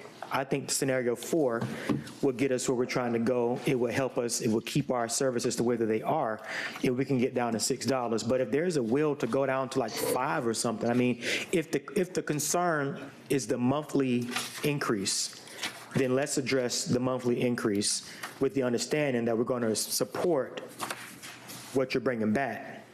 But I just don't suggest that we cut back on these services, because finally we have an opportunity to deliver on what folks have been asking for. And I think this is really big. So I guess I'll make a motion to, well, our commissioner's in the queue, but I'll still make the motion to forward this into full commission without recommendation from this committee.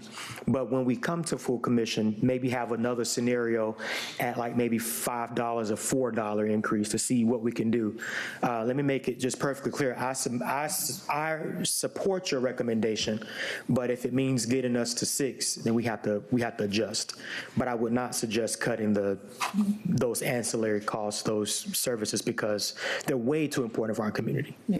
Yes, sir. Well, Madam, he has a question. Yeah. So I do have $4. I didn't put it. So $4 will be. 4. We need a save it for next week. Motion. We have a motion. We need a second. Second. Was that full commission? Yes. Full commissioner recommendation. Okay. Dr. Malik. No, I said that I do have $4 calculation. I didn't include that. So that will the change will be from $320.50 to $368.50, and the projected fee will bring $26.68 million, and that leaves us around $4.4 million to work with the auxiliary service. And that's at $4. Yes, sir. And what impact, going down to $4, what impact would that have on this proposals opposed to, well, compared to your recommendation? So I had to look at the, let me kind of put it other way. So vacant lot and demolition are going to be the last one for me to look at that. But I will look at like mosquito control, street sweeping, some of this contract operation, security, all that. Also, I will look at this general fund because that's been escalating to those things. And if still I can't come to that offset, then I'll come back and look at demolition. And vacant lot going to be the last one, you know, and then the vacant lot. We'll revisit it next week. Yeah. Thank you. Thank you, Madam Chair. Commissioner Guilford, before I get to you, can I? Oh, absolutely. I just wanted, Commissioner Johnson had asked what each of the commission has a question about, concerned about with this contract. One is that we did go out for one vendor or one company to see if, and plus they're going to be held by contracts. That's the great thing about contracts. You could eliminate the contract. I mean, you could hold them, fine them, whatever. And the other thing is the cost. We actually going to be higher than any other county, city in the state of Georgia for the trash. That's way too much. You know, we got to get back to realization. I mean, because this year we got a lot going to be hitting us coming year. So we might want to consider looking at a lower fee, because it's a service that we provide for the citizens, and get back to the basics. Thank you. Mayor Johnson. All right, Dr. Malik, very quickly, this proposal, does it do anything to address recycling? Recycling is not part of this new contract. So recycling is mandatory part of this contract, and anyone who want to recycle will have a direct contract with the service provider, and they will provide the recycling on that. That was one of the directives from the body, but I heard from, So that will be at an additional because cost? really not whole lot recycling, so the cost, yeah, it's not included. The city will not provide, but the program is there, and contractor is required to provide the recycling to anyone who wish to have that service. Do we have that cost associated, so as constituents call, we could tell them that if you would like to recycle, or is there any way we could put recycle centers throughout the county for our constituents? Because I can assure you there's other communities that offer that if they want to take their newspapers or their plastic. So we take it at the landfill. We do have, customers drop off area for all kinds of things. Yes, okay. Yeah. All right. My problem with this contract and that it costs more. We're getting reduced services, and when you look at these ancillary costs, streets sweeping, vacant lot demolition, who's going to account for that? Who's going to account that, these things are being done? I know in this government we have always the desire to do things and you put it in the budget, but then the accountability to it is the question for me. So thank you, Dr. Malik, for putting this proposal together, and I appreciate your presentation. And let me just piggyback on what you said, Mayor Johnson. I know Administrator Allen has been saying all along, with the contracts that we're beginning to have under this new administration will be holding accountability and measures. So we just need any contract that we do with the city, or entities do with the city of Augusta, they need to have some measurements done. And I know with state government, they always have a measurement and outcomes, and that's something that we need to make sure that we put in every contract, and that's where I think they can be held accountable there. So, Ms. Bond, I think we have a motion on the floor with a second, and we're voting. Can I just clarity real fast? Yes. Clarity. Next week, the most important thing is just to get the contract. If the pricing is an issue with some people up here, correct? Yes, I will bring different scenarios. Yes, sir. But worst case scenario next week is the contract for Yes, one and 2 and 3, correct? Yes, sir. Yeah. Okay. Thank you. Clarity. Motion to move to the full commission. Yeah, second. Yeah, you're good. We had a vote, Ms. Bonner. All right, thank you.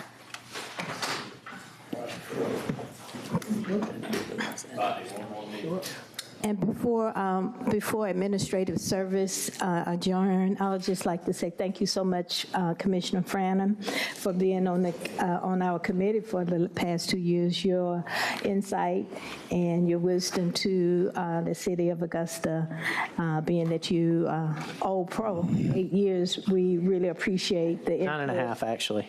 9.5, okay. Thank you. 9.5. Thank you. Appreciate that. Thank you so much for your input in administrative service. Thank you.